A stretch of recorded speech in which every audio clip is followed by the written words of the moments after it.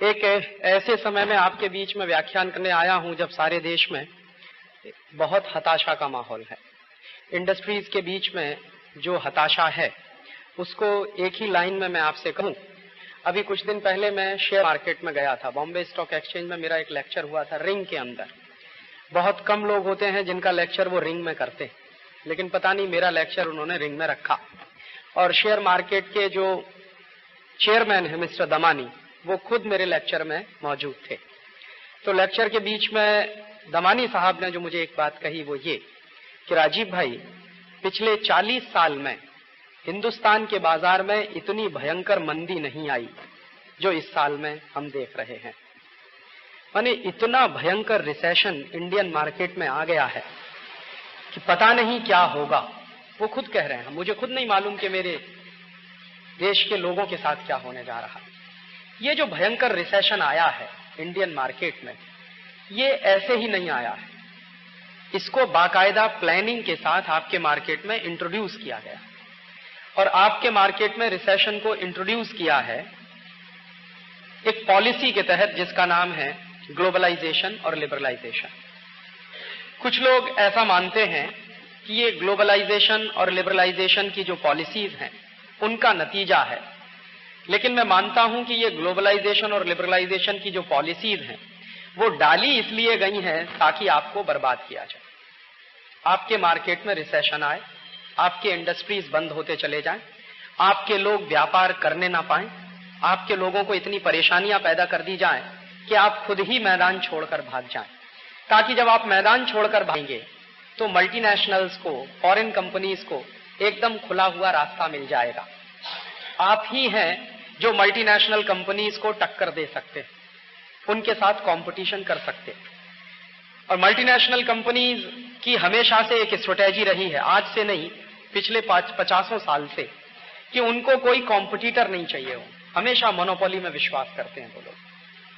तो मोनोपोली में विश्वास करने वाले लोग कभी भी कॉम्पिटिटर्स को बर्दाश्त नहीं करते, तो उनकी ये पॉलिसी रही है। दुर्भाग्य से ये पॉलिसी आपके देश में लागू की गई है लिबरलाइजेशन और ग्लोबलाइजेशन के नाम पर। तो आज के इस व्याख्यान में मैं दो ही बातें आपसे कहने आया हूं कि एक तो ये लिबरलाइजेशन और ग्लोबलाइजेशन हुआ क्यों, उसके पीछे कौन सी ऐसी साजिश है जिसके तहत ये चल रहा है, और दूसरा कि ये जो लिबरलाइजेशन और ग्लोबलाइजेशन हो भी गया है तो इसके नुकसान क्या हुए, और तीसरा हिस्सा कि हम इसमें से बाहर कैसे निकलें, जो सबसे महत्वपूर्ण होगा कि इसमें से बाहर निकलने का कोई रास्ता है क्या। तो इन तीन बातों पर मैं मेरे व्याख्यान को कंक्लूड करने की कोशिश करूंगा। हमारे मार्केट में ये जो लिबरलाइजेशन और ग्लोबलाइजेशन है, इंडियन गवर्नमेंट ने ये जो लिबरलाइजेशन और ग्लोबलाइजेशन शुरू किया है, ये कोई अचानक से नहीं शुरू हुआ है। इसकी जो तैयारी है वो 20 साल से चल रही है।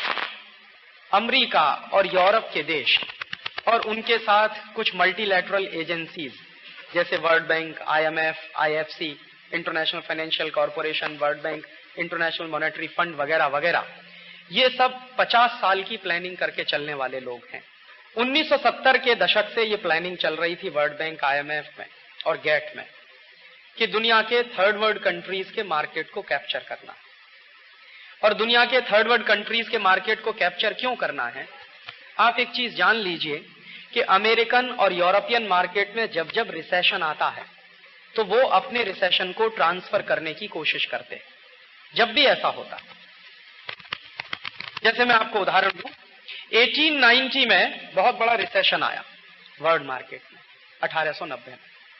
तो 1890 में जो बहुत बड़ा रिसेशन आया वर्ल्ड मार्केट में, तो उस रिसेशन को दूर करने के लिए अमेरिकन और यूरोपियन इकोनॉमिस्ट जब बैठे मीटिंग करने के लिए, तो उस मीटिंग में उन्होंने फैसला क्या किया, उन्होंने कहा कि ये जो रिसेशन है इसको दूर करने का एक ही रास्ता है कि हम लोग कोई ऐसी परिस्थिति पैदा करें जिसमें युद्ध हो, लड़ाई हो।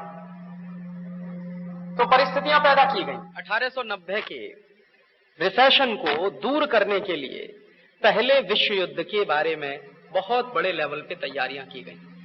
जो फर्स्ट वर्ल्ड वॉर हुआ वो किसी पॉलिटिकल कारण से नहीं हुआ। पहले विश्व युद्ध के पीछे विशुद्ध रूप से आर्थिक कारण थे। और वो सबसे बड़ा कारण था जिसके कारण वो युद्ध हुआ, अमेरिका और यूरोपियन मार्केट का रिसेशन। उस रिसेशन को उन्होंने दूर किया 1914 में युद्ध लड़कर।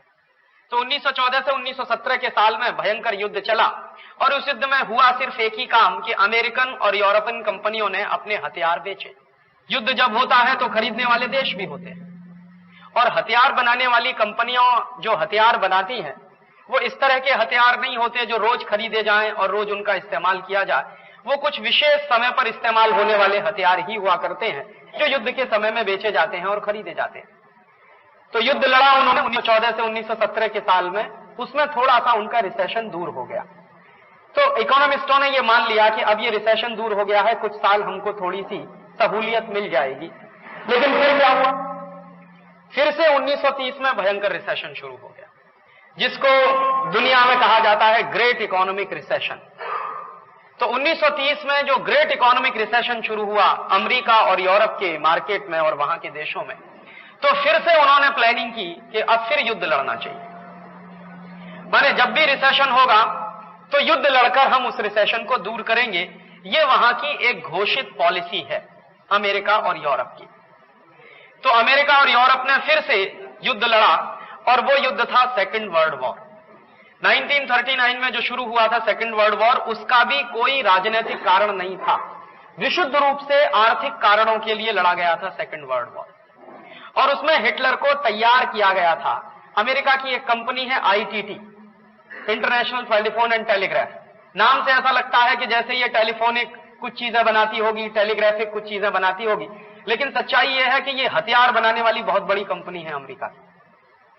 तो ITT ने क्या किया, अपना एक आदमी लगा दिया हिटलर के साथ। हिटलर को मालूम नहीं था, उनका एजेंट जाके हिटलर में की आर्मी में शामिल हुआ और हिटलर का राइट हैंड मैन बन गया। तो हिटलर को उसने इतना प्रवोक किया, जो हिटलर लड़ना नहीं चाहता था, शामिल होना नहीं चाहता था युद्ध में, उस हिटलर को तैयार कर दिया उस आदमी। तो हिटलर ने एक बार उसी व्यक्ति से जो उसका एडवाइजर बन चुका था, एक्चुअली वो ITT का चीफ था, उसका नाम था फ्रेडरिक म्यूलर। तो म्यूलर को एक बार हिटलर ने पूछा कि अगर मान लो मैं सेकेंड वर्ल्ड वॉर में शामिल भी हो जाऊं तो मेरे पास इतने आर्म्स नहीं है, मैं लड़ूंगा कैसे? तो उसने कहा कि आपको इसकी चिंता करने की जरूरत नहीं है, अमेरिका की बहुत सारी कंपनियां हैं जो आपको आर्म्स बेचने के लिए तैयार है। तो उसने कहा पैसा नहीं है, पैसे को मारिए गोली, पहले आप खरीद लीजिए, हम आपको कर्जा भी दिलवा देंगे। तो आपको कर्जा मिल जाएगा, कर्जा लेकर आप हथियार खरीदिए और उससे युद्ध लड़िए, जब आपको जरूरत पड़े और आपके पास हो जाए तो आपको उसको रिपे कर दीजिएगा। तो म्यूलर ने हिटलर को तैयार किया और हिटलर जो है कूद गया युद्ध में। इसी तरह से अमेरिकन एजेंटों ने जापान को तैयार किया था, जापान भी तैयार नहीं था युद्ध में लड़ने के लिए। तो जापान और जर्मनी को खड़ा कर दिया युद्ध के लिए और उसमें भयंकर हथियार बेचे गए। आपको जानकर यह आश्चर्य होगा कि अमेरिका और अमेरिका के साथ बहुत सारे देश थे जो दोस्त देश माने जाते थे, जो फ्रेंड कंट्रीज माने जाते थे, और जर्मनी उनके विरोध में था। तो अमेरिका की ढेर सारी कंपनियां जर्मनी को भी हथियार बेचती थी और अमेरिकन आर्मी को भी हथियार बेचती। तो 5-6 साल यह युद्ध चला और 1945 में यह युद्ध इसलिए बंद नहीं हुआ कि सभी देशों को शांति करने की जरूरत थी, इसलिए बंद हो गया कि जितने हथियार थे वो सब खर्च हो गए, हथियार बचे ही नहीं थे, तो आगे युद्ध लड़ने की संभावना नहीं थी। तो 1945 तक सेकेंड वर्ल्ड वॉर लड़के फिर उन्होंने अपना इकोनॉमिक रिसेशन दूर कर लिया। फिर उसके बाद क्या हुआ, अगेन 1960 में रिसेशन शुरू हुआ और 1960 में रिसेशन शुरू हुआ, किसी तरह से उसको दूर करने के लिए फिर अमेरिका ने क्या किया, वियतनाम में युद्ध लड़ा और वियतनाम में अपनी आर्मी इसको भेजा। पहले वियतनाम को हथियार भी बेचे, बाद में वियतनाम के खिलाफ युद्ध लड़ने के लिए अमेरिकन आर्मी भी आई। तो वियतनाम में युद्ध लड़ा, उससे कुछ दिन तक रिसेशन दूर हुआ। फिर कोरिया में युद्ध लड़वाया, उससे कुछ रिसेशन दूर हुआ। उसके बाद उन्होंने सूडान और लीबिया के बीच में युद्ध लड़वाया, उससे कुछ रिसेशन दूर हुआ। 1945 के बाद 1998 आ गया है। आपको शायद जानकर आश्चर्य होगा कि अमेरिकन और यूरोपियन ब्लॉक ने एक एग्रीमेंट किया हुआ। 1945 में वो एग्रीमेंट हो गया था। एग्रीमेंट क्या है कि 1945 के सेकेंड वर्ल्ड वॉर के बाद दुनिया में कोई भी युद्ध यूरोप और अमेरिका की जमीन पर नहीं लड़ा जाएगा, हम लोग युद्ध नहीं लड़ेंगे, ये उनका आपस का फैसला है। और वहां मैथमेटिशियंस काफी हैं, हमारे यहाँ के काफी मैथमेटिशियंस फ्रांस में हैं और काफी मैथमेटिशियंस ने बेसिक रिसर्च के काम किए हैं। उन लोगों को अब वहां एक विचित्र तरह की घृणा का शिकार होना पड़ रहा और फ्रांस में अब एक खतरनाक तरह की राष्ट्रवादी प्रवृत्ति उनमें उभर रही है। और वहां इस तरह की बात करने लगे हैं लोग कि ये इंडियंस लोगों ने, चाइनीज लोगों ने, जापानीज लोगों ने, मलेशियंस लोगों ने और ये जो मंगोलियन रेस के लोग हैं, इन्होंने आके हमारी जॉब अपॉर्चुनिटीज खत्म कर दी। तो अब उनको एक एक करके लाइन में लगाने का काम शुरू हो रहा है। और मैं आपको ताजा उदाहरण देना चाहता हूं न्यूजीलैंड का। पिछले 10 वर्षों में न्यूजीलैंड से हमारे एशियन ब्लॉक के 1.5 लाख लोगों को निकालकर बाहर किया गया न्यूजीलैंड।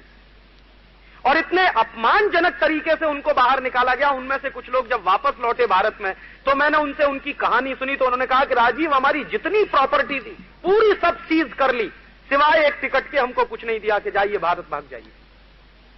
उसमें एशियंस लोगों के साथ इतनी बुरी तरह से बर्ताव किया गया। तो एक तरफ आप वहां जाएं और वहां जाने के बाद जब आप सेकंड ग्रेड सिटीजन हो जाएं और उनके नौकर की तरह से काम करें, और वहां क्या बात कही जाती है।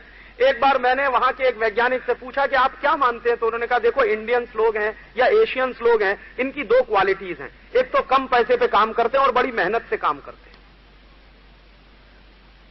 हां, आप कनाडा में जाइए, कनाडा में एक मुहावरा चलता है, और वो मुहावरा नहीं है, सच्चाई है।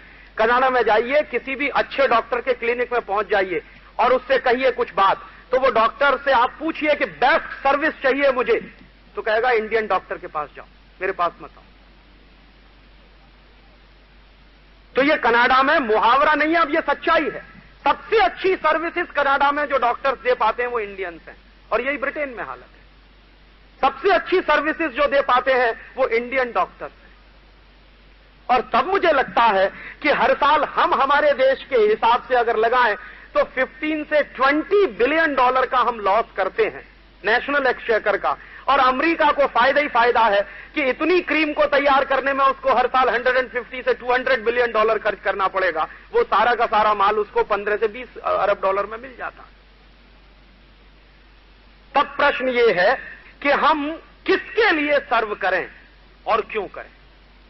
और यहीं पर राष्ट्र की बात महत्वपूर्ण हो जाती है कि जिस राष्ट्र में हम रहते हैं, जहां की सर्विसेज हमने ली हैं और इन सर्विसेज में से पढ़कर ही हम इतने बड़े हुए हैं, उस राष्ट्र के प्रति हमारे कर्तव्य क्या हैं। क्योंकि मैंने नहीं देखा मेरे जो साथी गए हैं वापस लौट के आए हों इस देश को सर्व करने के लिए। क्योंकि हमारे यहां आजादी के बाद से एक भी ऐसा कानून नहीं है कि भारत सरकार इस देश के ब्रेन ड्रेन को रोक सके। एक भी कानून इस देश में ऐसा नहीं है। बीच में एक बार पंडित नेहरू ने कोशिश की, और पंडित नेहरू की कोशिश ये थी कि इस देश का ब्रेन ड्रेन रोका जाए और इस देश में ऐसा कानून बना दिया जाए जैसे उस समय अमेरिका में चलता था, यूरोप में चलता था। तो पंडित नेहरू ने जब जब वो कानून बनाने की कोशिश की, तब तब बाहर से धमकी ये आई कि अगर आपने ये कानून बनाया तो हम आईआईटीज को मदद देना बंद कर दें। तो उन आईआईटीज को मदद बंद हो जाएगी और वो चल नहीं पाएंगी। इसी लालच में इस देश में वो कानून आज तक नहीं बन पाया। और अभी तक वो बिल पंडित नेहरू के जमाने में पार्लियामेंट में इंट्रोड्यूस हुआ था 1957 में ब्रेन ड्रेन रोकने के लिए, वो बिल आज तक इस देश में पारित नहीं हो पाया। और शायद हो पाएगा, इसमें मुझे शक है। क्योंकि अगर हम उनसे पैसा ले रहे हैं अपने इंस्टीट्यूट्स को चलाने के लिए, तो उनकी शर्तें माननी पड़ती हैं। क्योंकि हिंदी में एक कहावत है, वो शायद मराठी में भी होगी, जो धन देता है वो अपनी धुन बजवाता। अगर आपके आईआईटीज के लिए पैसा आ रहा है अमेरिका से एड के नाम पर, तो आप अमेरिका की धुन बजाएंगे ही, आप अपने देश की धुन नहीं बजा सकते। तो इसमें दोस्तों नुकसान एक तो देश का आर्थिक रूप से है, और दूसरा उससे बड़ा नुकसान जानते हैं क्या है, कि जो बेस्ट क्रीम है मेरे देश की, वो जब देश के बाहर चली जाती है तो देश हमारा फंडामेंटल रिसर्चेज में बहुत पीछे रह जाता है। कई बार मैं ये सोचता हूं कि जो आनंद मोहन चक्रवर्ती ने अमेरिका में जाके किया, अगर वही हिंदुस्तान में किया होता, जो काम डॉक्टर हरगोविंद खुराना ने अमेरिका में जाके किया, वही काम अगर हिंदुस्तान में किया होता, तो शायद इस देश में फंडामेंटल रिसर्चेज के काम को आगे बढ़ाने में बहुत मदद मिली होती। और पिछले कई वर्षों से हमारे देश में बेसिक रिसर्च का काम, अगर मैं कहूं तो करीब करीब ठप पड़ा हुआ। और आप एक बात जान लीजिए ये, कि अगर बेसिक रिसर्च नहीं होगी किसी देश में, तो आप अप्लाइड फील्ड में कुछ नहीं कर सकते सिवाय दूसरों की नकल करने के। और वही इस देश में ज्यादा हो रहा है। मुझे तकलीफ इस बात की है कि हमारे देश में सबसे बड़ा स्किल्ड मैन पावर है चीन के बाद। 60,000 साइंटिस्ट हैं इस देश में इस समय। मुझे गर्व है ये कहते हुए कि कोई आजू बाजू का देश हमारी टक्कर नहीं ले सकता। और दुनिया के सबसे ज्यादा इंजीनियरिंग कॉलेजेस मेरे देश में, यह भी मैं आपको जानकारी दूं। अमेरिका में जितने इंजीनियरिंग कॉलेज हैं उसका करीब 3 से 4 गुना ज्यादा इंजीनियरिंग कॉलेज मेरे देश में। अमेरिका में जितने हाईटेक के रिसर्च इंस्टीट्यूट हैं उससे कई गुना ज्यादा मेरे देश में। अमेरिका में जितने मेडिकल कॉलेजेस हैं उससे ज्यादा हमारे देश में। और यूरोप को पूरा मिला दीजिए, पूरे 12 के 12 यूरोपियन देशों को आप एक साथ मिला दीजिए, उन सब देशों में जितने इंजीनियरिंग कॉलेज हैं उससे ज्यादा हमारे पास है। और स्टूडेंट्स के लेवल पे जब भी मैं कंपैरिजन करता हूं तो जितने स्टूडेंट्स अमेरिका में हैं, यूरोप में हैं टेक्निकल फील्ड में, उससे शायद 10 टाइम्स नहीं 15-20 टाइम्स ज्यादा स्टूडेंट्स हमारे पास हैं। तो हमारे पास इंजीनियरिंग कॉलेजेस की संख्या बहुत है, मेडिकल कॉलेजेस की संख्या बहुत है, हमारे यहां पॉलिटेक्निक्स की संख्या बहुत है, आईटीआईज की संख्या बहुत है, हमारे यहां और दूसरे छोटे मोटे सब्सिडियरी रिसर्च इंस्टीट्यूट सब मिला दें। नेशनल लेबोरेटरीज इस देश में 44 से ज्यादा है जो सीएसआर के कंट्रोल में है। इतना सब होने के बावजूद जो सबसे बड़ी तकलीफ है मुझको वो ये कि मेरे देश में नोबेल लॉरिएट नहीं है, एक भी नोबेल लॉरिएट नहीं। और एक दिन मैंने ये मेरे मन का दर्द यशपाल जी से कहा था। मैं कई बार उनसे मिलता रहता हूं तो बातें करता हूं। मैंने कहा मुझको हमेशा यही तकलीफ है कि इतना सब होने के बावजूद मेरे देश में नोबेल लॉरिएट नहीं है। तो यशपाल जी ने मुझे जवाब दिया, वो समझने वाला है। उन्होंने कहा राजीव, नोबेल लॉरिएट होता कौन है, पहले ये समझो। कौन व्यक्ति है जो नोबेल लॉरिएट हो सकता है? तो उन्होंने कहा सबसे पहली शर्त होती है किसी भी व्यक्ति के नोबेल लॉरिएट होने की कि वो कोई ऐसी नई चीज दे जो दुनिया में पहले कभी सोची नहीं गई। या तो वो व्यक्ति नोबेल लॉरिएट हो सकता है या वो व्यक्ति नोबेल लॉरिएट हो सकता है जो किसी स्थापित चीज को जो अब तक चली आई है बुरी तरह से खंडित कर दे, डिस्प्रूव कर दे। और यशपाल जी का यह कहना है कि किसी थ्योरम को प्रूव करने से ज्यादा महत्वपूर्ण होता है उसको डिस्प्रूव करना। तो दो ही बातें हो सकती हैं, या तो इस देश में कोई ऐसा आदमी खड़ा हो जो एग्जिस्टिंग स्ट्रक्चर को या एग्जिस्टिंग थ्योरम्स को या थ्योरीज को डिस्प्रूव करे, या फिर वो कोई ऐसी नई चीज दे जिसके बारे में दुनिया सोच नहीं सकती। और ये दोनों ही बातें तब होती हैं जब किसी देश में ऐसा स्ट्रक्चर हो जहां मौलिक चिंतन हो सके, इनिशिएटिव जिनके अपने हाथ में हो। तो चूंकि यहां मौलिक चिंतन होता नहीं है और मौलिक चिंतन होता नहीं है तो आप कल्पना मत करिए कि आप नोबेल लॉरिएट बनेंगे। और दूसरी बात वो हमेशा मुझसे कहते हैं और मुझे उनकी ये बात बहुत अच्छी लगती है। वो कहते हैं कि नोबेल लॉरिएट होना डिग्री से नहीं जुड़ा हुआ है। कभी डिग्री से कोई साइंटिस्ट का काम तय करने की कोशिश मत करना, धोखा हो जाएगा इसमें। तुम जो है अपने पूरे इंटेलेक्ट को डिग्री से नापते हो और जो नोबेल लॉरिएट होते हैं वो अपने इंटेलेक्ट को डिग्रियों से नहीं नापा करते। तो तुमने पूरे के पूरे एजुकेशन सिस्टम को डिग्री में फंसा दिया है और जहां नोबेल लॉरिएट पैदा हो रहे हैं वहां का एजुकेशन सिस्टम डिग्री से बाहर है। तो चूंकि वहां का एजुकेशन सिस्टम पूरी तरह डिग्री से बाहर है और तुम्हारे देश का पूरा एजुकेशन सिस्टम डिग्री के साथ जुड़ा हुआ है, तुम्हारे पास डिग्री है तो तुम्हारे इंटेलेक्ट की बात कोई सोचेगा। अगर डिग्री नहीं है, तुम चाहे जितना बेसिक रिसर्च करो, कोई तुमको रिकॉग्निशन नहीं देने वाला। ये तुम्हारी सबसे बड़ी प्रॉब्लम है। तो मैंने कहा यशपाल साहब, ये प्रॉब्लम कब से है इस देश में? तो उन्होंने कहा ये प्रॉब्लम अंग्रेजों के जमाने से है। और मैंने कहा अंग्रेजों के जमाने से ये कैसे आई? उन्होंने मुझे एक किस्सा सुनाया और उनके उस किस्से पर मैंने काफी शोध का काम भी किया। उन्होंने कहा तुमको मालूम नहीं है, इस देश में अंग्रेजों ने जब एजुकेशन सिस्टम शुरू किया था तो ये अंग्रेज थे जिन्होंने डिग्री के साथ इंटेलेक्ट को जोड़ना शुरू किया था। और अंग्रेजों के जमाने का यह नियम था कि अगर आप अंग्रेजों के इंस्टीट्यूट से पढ़कर और डिग्री लेकर नहीं निकले हैं तो आपका रिकॉग्निशन नहीं होगा। और चूंकि उनके स्कूल से, उनके इंस्टीट्यूट से डिग्री लेकर कोई निकलता नहीं था तो इसलिए उसका कोई रिकॉग्निशन नहीं होता था। तो हर एक आदमी को उनके इंस्टीट्यूट में जाना ही पड़ता था डिग्री लेने के लिए। और दूसरी बात क्या थी? दूसरी बात यह थी कि अंग्रेजों के इंस्टीट्यूट में कोई पढ़ने को चला जाए डिग्री लेने के लिए तो पढ़ाई ऐसी होती थी कि आप बेसिक रिसर्च नहीं कर सकते और मौलिक चिंतन नहीं कर सकते। आप उस इंस्टीट्यूट के बाहर रह के मौलिक चिंतन कर सकते हैं, लेकिन आपके पास डिग्री नहीं है तो आपका रिकॉग्निशन नहीं है। और आप अगर बेसिक चिंतन करना चाहते हैं, मौलिक चिंतन करना चाहते हैं, तो आपको अंग्रेजों के जमाने में डिग्री की जरूरत है, और अगर आप बाहर रह के करते हैं तो आपका रिकॉग्निशन नहीं है। और इसी चक्कर में अंग्रेजों ने पूरे देश के टेक्नोलॉजिकल इंफ्रास्ट्रक्चर को बर्बाद कर दिया। ये एक दिन यशपाल जी ने मुझको कहा, तो मैंने कहा आप क्या कह रहे हैं? तो उन्होंने कहा मैं जो कह रहा हूं बहुत सीरियस कह रहा हूं कि मेरे देश का टेक्नोलॉजी का जितना इंफ्रास्ट्रक्चर था वो अंग्रेजों ने बर्बाद कर दिया। तो मैंने कहा इसका माने इस देश में टेक्नोलॉजी का इंफ्रास्ट्रक्चर रहा था कि हाँ बिल्कुल रहा था। तो मैंने कहा उस पर कुछ रिसर्च हुई है? उन्होंने कहा नहीं हुई है, करने की जरूरत है। तो मेरे जीवन में पहली बार मुझको आश्चर्यजनक एक सच्चाई पता चली कि कभी मेरे देश में टेक्नोलॉजी का इंफ्रास्ट्रक्चर भी रहा था। तो वो क्या था उसको समझना चाहिए। तो उन्होंने कहा उसको अगर समझना हो तो तुमको हिस्ट्री पढ़नी पड़ेगी। मैंने कहा मैं तो टेक्नोलॉजी पढ़ना चाहता हूं। उन्होंने कहा टेक्नोलॉजी पढ़ो जरूर, लेकिन हिस्ट्री के साथ, तो समझ में आएगा।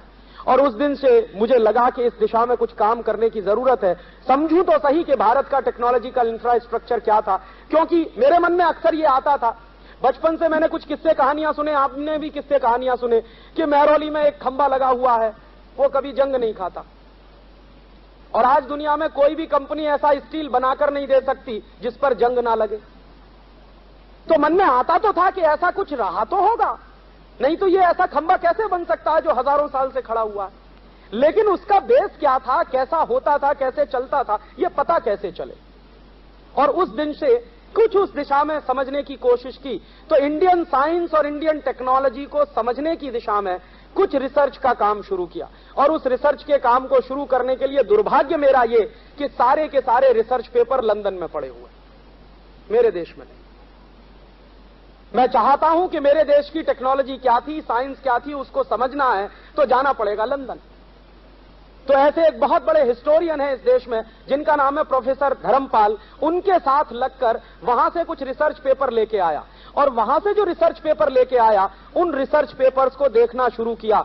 तो जो अद्भुत जानकारियां मिल रही हैं, मैं तो आश्चर्य से परेशान हूं कि ऐसा भी कभी होता था। जैसे एक उदाहरण मैं आपको देना चाहता हूं। 1820 का एक पेपर है मेरे पास, ब्रिटिश पार्लियामेंट का। वो पेपर क्या है, हमारे देश में एक विलियम एडम नाम का एक अंग्रेज ऑफिसर है, और वो विलियम एडम नाम का अंग्रेज ऑफिसर है जिसको अंग्रेजों ने भेजा है भारत का सर्वे करने के लिए। तो वो भारत का सर्वे करने आया है, और भारत का सर्वे अंग्रेज करा रहे हैं ताकि यहाँ के देश की टेक्नोलॉजी क्या है और इस देश का टेक्निकल मैन पावर कितना है, उनका कैसे हम उपयोग कर सकते हैं यूरोप के लिए, उसका अंदाजा उनको करना। तो विलियम एडम आया और 1820 से उसने यहाँ सर्वे करना शुरू किया। तो विलियम एडम की सर्वे की रिपोर्ट कुछ 1017 पन्ने की है। वो पूरी रिपोर्ट हाउस ऑफ कॉमन्स की लाइब्रेरी से मिल गई और वो हम लोग निकलवा के ले आए। तो विलियम एडम उस सर्वे में क्या क्या दे रहा है आप सुनेंगे तो आश्चर्य करेंगे कि भारत जो है हाईली टेक्निकल एडवांस्ड कंट्री है, और यूरोप भारत की टेक्नोलॉजी की तुलना में कहीं भी नहीं ठहरता। और उसमें वो उदाहरण क्या क्या दे रहा है, विलियम एडम की रिपोर्ट में वो लिख रहा है कि इस समय 1820 में जो स्टील भारत में बन रहा है वैसा स्टील यूरोप में कहीं नहीं बनता। और वो कह रहा है कि मैं गया था कभी डेनमार्क, विलियम एडम कभी गया होगा डेनमार्क, तो कह रहा है कि मैंने देखा है कि यूरोप में सबसे अच्छा स्टील डेनमार्क में बनता है, लेकिन भारत का स्टील डेनमार्क के स्टील से कई गुना अच्छा है। तो रिपोर्ट में वो एक सजेशन दे रहा है। क्या सजेशन दे रहा है कि अगर ईस्ट इंडिया कंपनी को जहाज बनाने हो, हथियार बनाने हो, स्टील का उपयोग करना हो तो सारा का सारा स्टील भारत से इंपोर्ट करिए। तो उसने ये जो लिखा है अपनी रिपोर्ट में, तो इस पर कई ब्रिटिश पार्लियामेंट के एमपीज को आश्चर्य हुआ कि क्या लिख रहा है ये आदमी। तो जिनको आश्चर्य हुआ है वो लोग भारत में आए हैं कि देखें कहां स्टील बन रहा है भारत में, क्या टेक्नोलॉजी है भारत में स्टील बनाने की। तो विलियम एडम सबको पकड़कर ले गया मध्य प्रदेश में, एक जगह है उसका नाम है सरगुजा। तो सरगुजा ले गया है, और सरगुजा में उस समय स्टील बनाने के छोटे छोटे 10,000 कारखाने हैं। विलियम एडम के सर्वे की रिपोर्ट बता रही, और वो कह रहा है कि ये सब स्टील बनाने के कारखाने जो लोग चलाते हैं उनके पास कोई डिग्री नहीं है, लेकिन वो स्टील बनाना जानते हैं, और परंपरा से वो सब सीखते हुए आ रहे हैं। तो वहां के लोग जब गए हैं, अंग्रेजों की पार्लियामेंट का डेलीगेशन सरगुजा के लोगों के पास जब मिलने को गया है, तो उनका कम्युनिकेशन ठीक से नहीं हो पा रहा है, क्योंकि वो अंग्रेजी बोलते हैं, सरगुजा के लोग अंग्रेजी जानते नहीं है। लेकिन वो देख रहे हैं कि उन लोगों को स्टील बनाते हुए, और सरगुजा में जो स्टील बनता है उस जमाने में, तो विलियम एडम की सर्वे की रिपोर्ट में उसका स्टैटिस्टिक्स है कि सरगुजा के इलाके में जो 10,000 छोटे छोटे स्टील बनाने के कारखाने हैं, कितना स्टील बन रहा है उनमें उस जमाने में 1820 में, तो अप्रोक्सीमेट 20 से 30 लाख टन। और अभी 3 महीने पहले आर्कियोलॉजिकल सर्वे ऑफ इंडिया के लोगों ने राजस्थान और गुजरात के बॉर्डर पर एक गांव तलाशा है, माउंट आबू से थोड़ा निकलकर है, सिरोही डिस्ट्रिक्ट में है। उस गांव की खुदाई हुई है, तो उस गांव की खुदाई में ब्लास्ट फर्नेस निकली, जिनमें कभी भट्टी हैं जो स्टील पकाने की रही होंगी। तो आर्कियोलॉजिकल सर्वे ऑफ इंडिया के लोग कह रहे हैं कि आज से करीब 150-200 साल पहले तक इस गांव के आसपास के इलाके में स्टील बनाने का काम होता था। और आर्कियोलॉजिकल सर्वे ऑफ इंडिया के ही स्टेटमेंट पर मैं एक दूसरी बात कहना चाहता हूं कि 18वीं सेंचुरी के आसपास कोयंबटूर के इलाके में ऐसे 150 से ज्यादा गांव थे जहां स्टील बनाने का काम होता है। तो ये पूरे देश में जो स्टील बनाने की इंडस्ट्रीज फैली हुई है, इसके बारे में विलियम एडम का अप्रोक्सीमेट है, एक अप्रोक्सीमेशन है, अनुमान है कि शायद हिंदुस्तान में, वो लिख रहा है कि शायद हिंदुस्तान में 80 से 90 लाख टन स्टील बनता है 1820 में। और उस समय यूरोप के 12 देशों में कुल मिलाकर मुश्किल से 30 से 40 लाख टन स्टील बनता। और आज इस देश में कितना स्टील बनता है, इतना हाईटेक इस देश में मौजूद है, इतने बड़े बड़े प्रोजेक्ट इस देश में हैं, लाखों करोड़ रुपए का इन्वेस्टमेंट उसमें हमारा है। और वो लाखों करोड़ रुपए के इन्वेस्टमेंट में इस समय जो टोटल स्टील प्रोडक्शन है हिंदुस्तान का, वो करीब 100 लाख टन के आसपास है। तो वो जो रिपोर्ट मिली है, तो मेरे मन में एक जिज्ञासा पैदा हुई है कि अगर ये स्टील बन रहा है तो स्टील बनाने की कोई टेक्नोलॉजी भी रही होगी, समझना चाहिए उसको क्या टेक्नोलॉजी। और अगर वो टेक्नोलॉजी हमारे पास थी तो जरूरत इस बात की थी हमको कि हमारी उस टेक्नोलॉजी को हम इनोवेट करते और इंप्रूव करते और आज की जरूरत के हिसाब से उसको डालते, ना कि किसी विदेश से टेक्नोलॉजी को इंपोर्ट करके लाते। सरगुजा के इलाके में मैं भी गया उस रिपोर्ट को पढ़ने के बाद, तो अभी भी वहां कुछ 30-40 गांव हैं जिस गांव के सरपंच और मुखिया स्टील बनाना जानते हैं। उनमें से एक मुखिया को पकड़कर मैं बीएचयू ले गया था, बीएचयू में जो आईआईटी है उसके मेटलर्जी डिपार्टमेंट में ले गया, और मैं उस मुखिया को इसलिए ले गया कि सारे प्रोफेसर से इसकी मुलाकात करानी। तो मैंने ले जाके उसको खड़ा कर दिया, और जो स्टील वो बनाता है अपने गांव की भट्टी पर, वो स्टील भी मैं लेके आया साथ में। और मैं तो मेटलर्जी का स्टूडेंट नहीं रहा, इसलिए मेरा कोई विशेष ज्ञान नहीं है, मैं तो इलेक्ट्रॉनिक्स टेलीकम्युनिकेशन थोड़ा पढ़ता रहा। तो जो मेटलर्जी के एक्सपर्ट्स हैं बीएचयू में, उनको मैंने कहा कि आप जरा इसको टेस्ट करिए, ये भाई सरगुजा के गांव में स्टील बनाता है, इसको जरा टेस्ट करिए और मुझे बताइए कि इसकी क्वालिटी क्या है।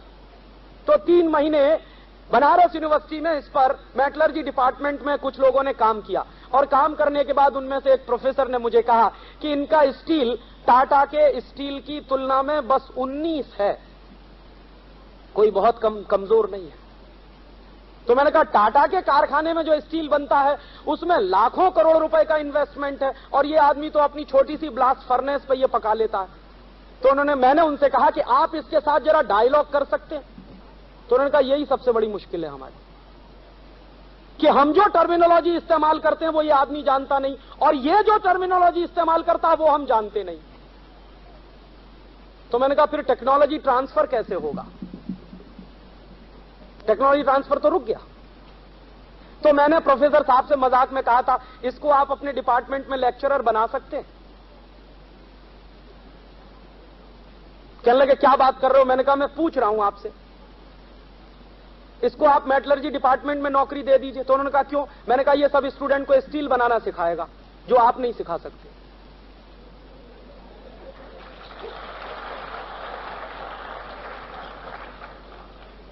आप जो है स्टील बनाने की थ्योरी पढ़ा सकते हैं, लेकिन स्टील बनाना नहीं सिखा सकते इन स्टूडेंट्स को, ये सिखा देगा बनाना। तो उन्होंने कहा राजीव बात तो तुम्हारी सही है। मैंने कहा फिर इसमें प्रॉब्लम क्या है, कि चलो वाइस चांसलर से बात करते हैं। तो एक दिन गए हम लोग वाइस चांसलर से बात करते, तो वाइस चांसलर साहब ने कहा तुम्हारी सब बात ठीक है, लेकिन एक ही बात मुश्किल है कि इसका मैं अपॉइंटमेंट करूं कैसे, इसके पास डिग्री नहीं है। मैंने कहा इस आदमी के पास मान लिया है कि डिग्री नहीं है, लेकिन इसके पास जो ज्ञान है वो ज्ञान मुझे मिलना चाहिए। और अगर ये आदमी मर गया तो इसके साथ ये ज्ञान भी चला जाएगा। और आपका काम नहीं है क्या ये, कि काम तो है, बराबर है, सब बात है, लेकिन तुम बताओ कि मैं सरकार को क्या लिख के भेजूं कि मैंने एक नया लेक्चरर अपॉइंट कर लिया है, उसको तनख्वाह देनी है, तो उनको कुछ दिखाना पड़ता है। अब इसके पास डिग्री नहीं है तो दिखाऊंगा क्या, तो तनख्वाह कहां से आएगी? मैंने कहा तनख्वाह की आप मारिए गोली, हम कोशिश करके अपनी जेब से इसको तनख्वाह देंगे, आप इसको रख लीजिए यहां। मैं चाहता हूं कि ये आ गया वापस ना चला जाए सरगुजा में, कहीं ये मर गया तो मेरे हाथ से ये भी चला जाएगा, सीखने को कुछ नहीं मिल पाएगा। तो वो 10-15 दिन रहा और 10-15 दिन रहने के बाद भाग गया वहां से रात में।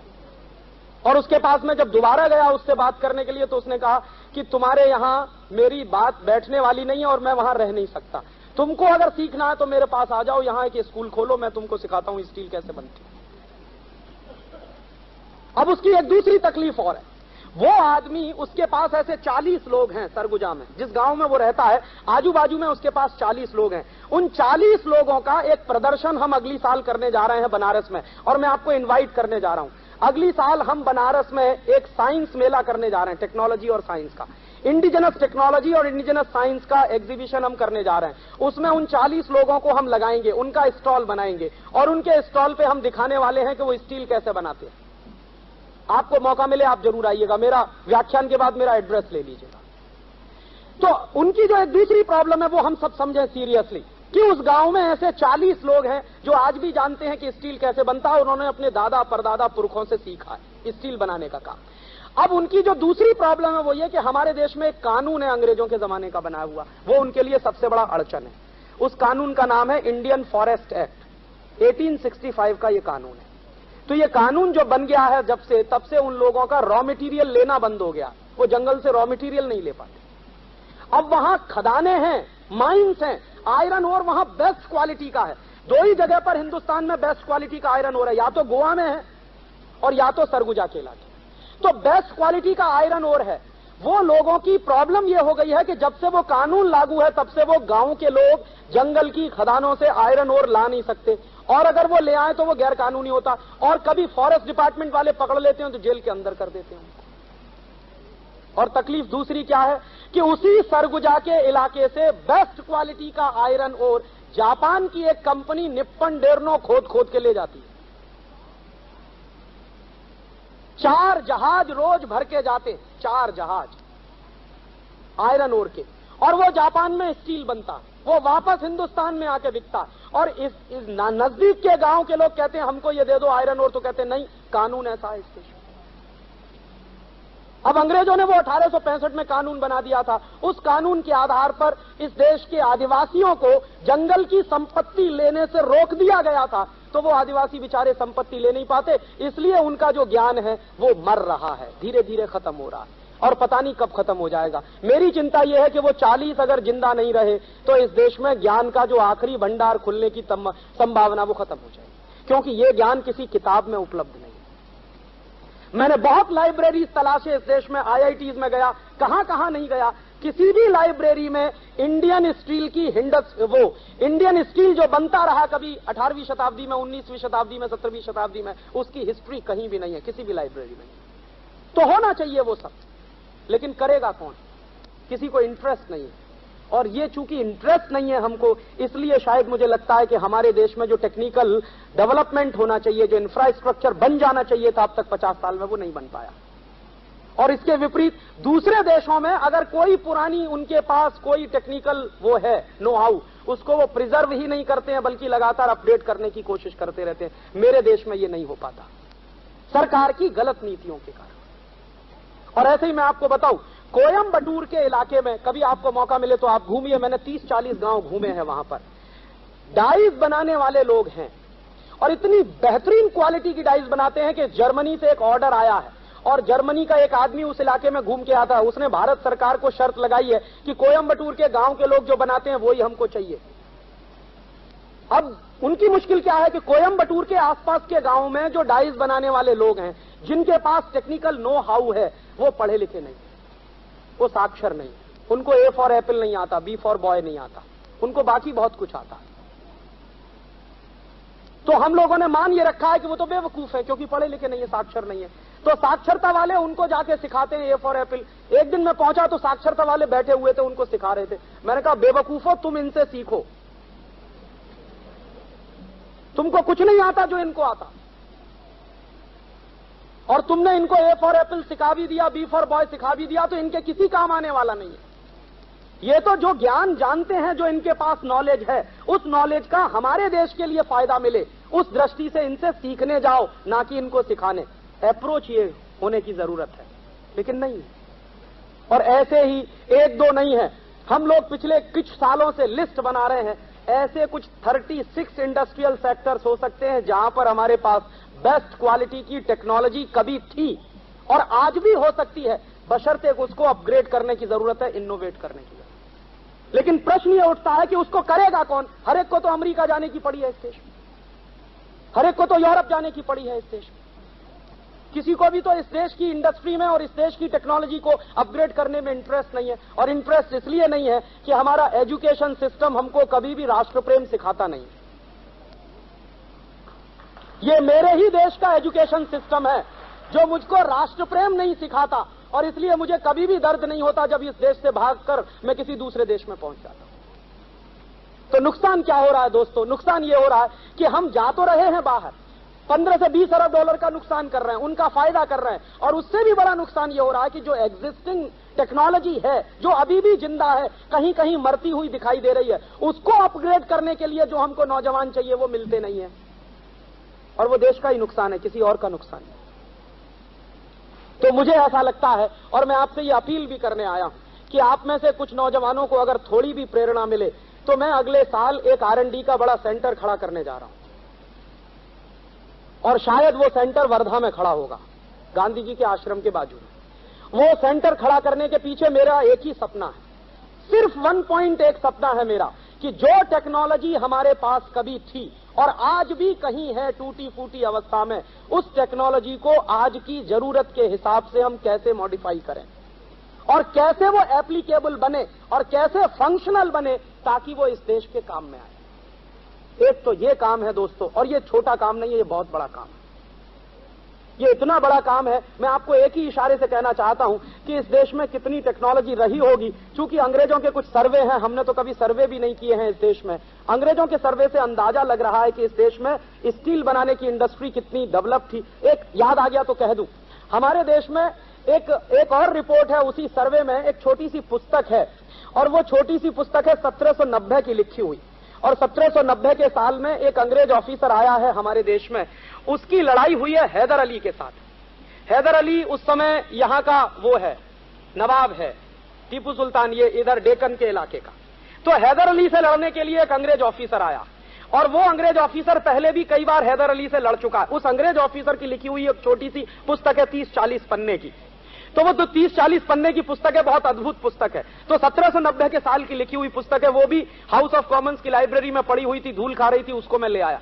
उसमें वो लिख क्या रहा है ऑफिसर? वो लिख रहा है कि मैं हैदर अली से युद्ध लड़ने गया और युद्ध में हार गया, और युद्ध में जब हारा है वो, तो हैदर अली ने उसकी नाक काट ली। हाँ, मारा नहीं है उसको, उसकी नाक काटी है तलवार से, और नाक काट के उसके हाथ में पकड़ा दी और कह दिया कि अब तुम जाओ।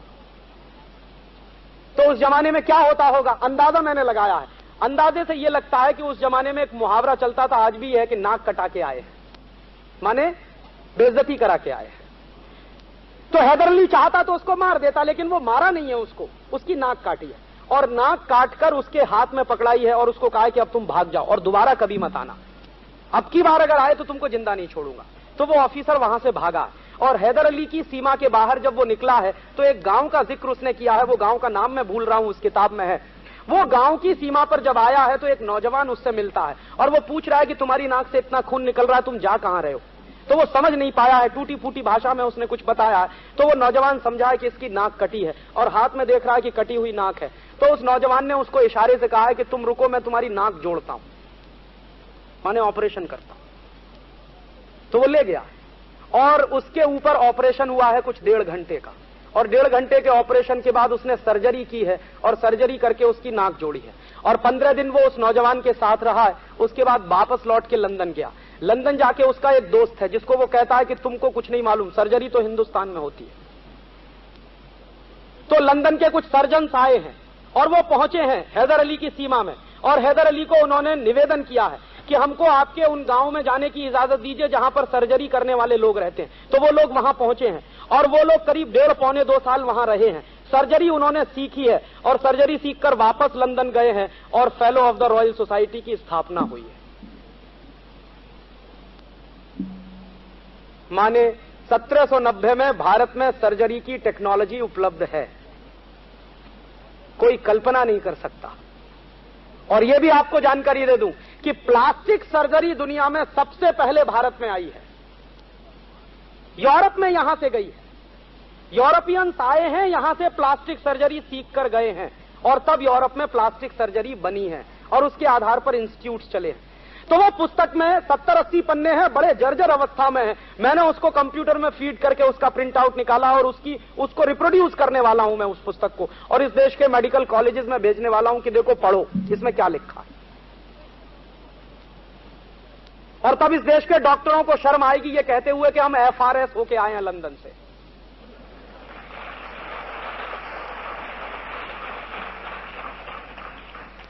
और वो जो पुस्तक है उस पुस्तक का जिक्र विलियम एडम की रिपोर्ट में भी है। मैं ये विलियम एडम की पूरी रिपोर्ट छापने जा रहा हूं, अगले 1 महीने में इस पर पुस्तक आ रही है, आपको भी पढ़ने को मिलेगी। तो विलियम एडम की रिपोर्ट में उस सर्जरी की घटना का उसने रेफरेंस दिया है। और वो रेफरेंस देते हुए विलियम एडम क्या कह रहा है?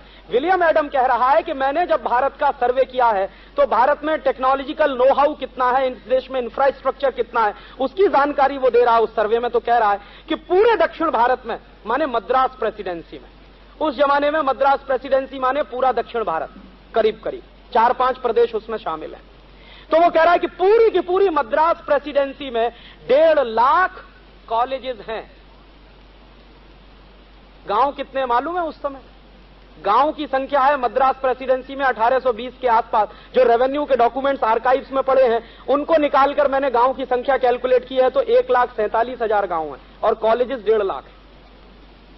ऑन एन एवरेज हर गांव में 1-1.25 कॉलेज है या 1.5 कॉलेज है मान लीजिए। एवरेज वैसे निकालना नहीं चाहिए, ये सबसे इडियोटिक वो है कैलकुलेशन, लेकिन फिर भी अपनी सुविधा के लिए हम कर लें। तो हर गांव में 1 कॉलेज है और उस कॉलेज का क्लासिफिकेशन है। विलियम एडम के सर्वे की रिपोर्ट में उन कॉलेजेस का क्लासिफिकेशन है। किस आधार का क्लासिफिकेशन है? कि इनमें से ऐसे कॉलेजेस कितने हैं जो हायर लर्निंग इंस्टीट्यूट्स हैं। जो शब्द इस्तेमाल किया है विलियम एडम ने, हायर लर्निंग इंस्टीट्यूट्स कितने हैं इसमें। तो विलियम एडम की रिपोर्ट कह रही है कि कम से कम 22 से 25 हजार हायर लर्निंग इंस्टीट्यूट्स। तो क्या पढ़ाते हैं उन हायर लर्निंग इंस्टीट्यूट्स में? तो उसने लिस्ट बताई है ब्रिटिश पार्लियामेंट को कि इनमें क्या क्या पढ़ाई होती है। तो वो सब नाम संस्कृत में है। अगर मैं संस्कृत बोलना शुरू करूंगा तो आपको समझ में नहीं आएगा, क्योंकि हम लोग यही नहीं जानते हैं, तो इसलिए अंग्रेजी में बोल रहा हूं। क्या क्या पढ़ाया जाता है? तो नंबर 1 पे कह रहा है कि यहां एस्ट्रोफिजिक्स पढ़ाई जाती है। अब आप इस पे कल्पना करिए, एस्ट्रोफिजिक्स 1820 में हिंदुस्तान में पढ़ाई जाती है, आज शायद ही कहीं पढ़ाई जाती है, खत्म हो गई है। दूसरा वो कह रहा है कि यहां मैथमेटिक्स पढ़ाया जाता है, तो उसको वो कह रहा है वैदिक मैथमेटिक्स है। और विलियम एडम कह रहा है कि ये जो वैदिक मैथमेटिक्स है ये इतना अद्भुत है कि कोई भी वैदिक मैथमेटिक्स का स्टूडेंट जब आता है, बड़े से बड़ा कैलकुलेशन दे दो, सेकंड्स में हल कर देता। तो कुछ फॉर्मूले हैं जो उसने उदाहरण के लिए रिपोर्ट में दिए हैं, तो वो फॉर्मूले मैंने निकाले हैं। और मेरी जो नई आजादी नाम की एक मैगजीन छपती है उसमें पिछले महीने के अंक में मैंने वो फॉर्मूले छापे हैं। आप उन फॉर्मूलों का इस्तेमाल करिए, 10 डिजिट्स के कैलकुलेशन बहुत आसानी से आप कर सकते हैं विद इन सम सेकंड्स। तब मुझे याद आया कि हमारे देश में, दुनिया में एक बड़ा चर्चित नाम है, उनका नाम है श्रीमती शकुंतला देवी। तो कहते हैं कि वो शकुंतला देवी जी इतनी तेज कैलकुलेशन करती है कि कंप्यूटर भी नहीं कर सकता। तो मुझे समझ में आ गया कि शकुंतला देवी क्या जानती होगी। शकुंतला देवी वो वैदिक मैथमेटिक्स के फॉर्मूले जानती है, और वो वैदिक मैथमेटिक्स के फॉर्मूले इतने जबरदस्त हैं कि कभी भी गलती होने के चांसेस नहीं है। हजारों साल से वो चलते आए, टाइम टेस्टेड है। फिर वो और कह रहा है क्या क्या पढ़ाते हैं, तो एस्ट्रोफिजिक्स पढ़ाते हैं, वैदिक मैथमेटिक्स पढ़ाते हैं, एथिक्स पढ़ाया जाता है, लॉ पढ़ाया जाता है, फिर यहां पे फिजिक्स पढ़ाई, ये ढेर सारे 17-18 शास्त्र पढ़ाए जाते हैं। और ये सब हायर लर्निंग इंस्टीट्यूट्स हैं। और इन हायर लर्निंग इंस्टीट्यूट्स में पढ़ने वाले जो स्टूडेंट्स हैं वो यूरोप के किसी भी बड़े साइंटिस्ट के मुकाबले बहुत बेहतरीन है। ये विलियम एडम का लिखा हुआ वाक्य है। तो इसलिए अंत में 1017-18 पन्ने की टोटल रिपोर्ट है। अंत में कंक्लूजन में क्या लिख रहा है कि अगर इंग्लैंड को, यूरोप को कुछ सीखना है तो भारत से आके सीखे, यहां पर टेक्नोलॉजी है। और उन्हीं दस्तावेजों में से मुझे पहली बार पता चला कि हमारे देश में 6वीं और 7वीं शताब्दी में बर्फ बनाने की टेक्नोलॉजी उपलब्ध थी। यूरोप उस समय बर्फ के बारे में कुछ जानता भी नहीं था।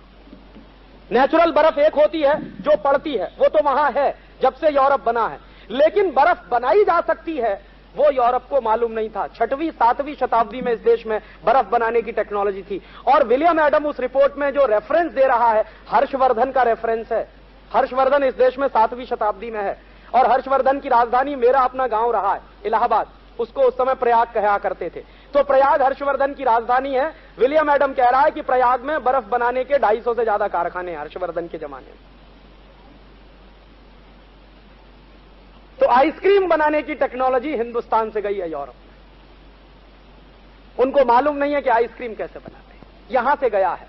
और ऐसी बहुत सारी, और एक और मजे की बात, टेक्सटाइल इंडस्ट्री की जितनी टेक्नोलॉजी यूरोप में है वो सब इंडिया से गई हुई है।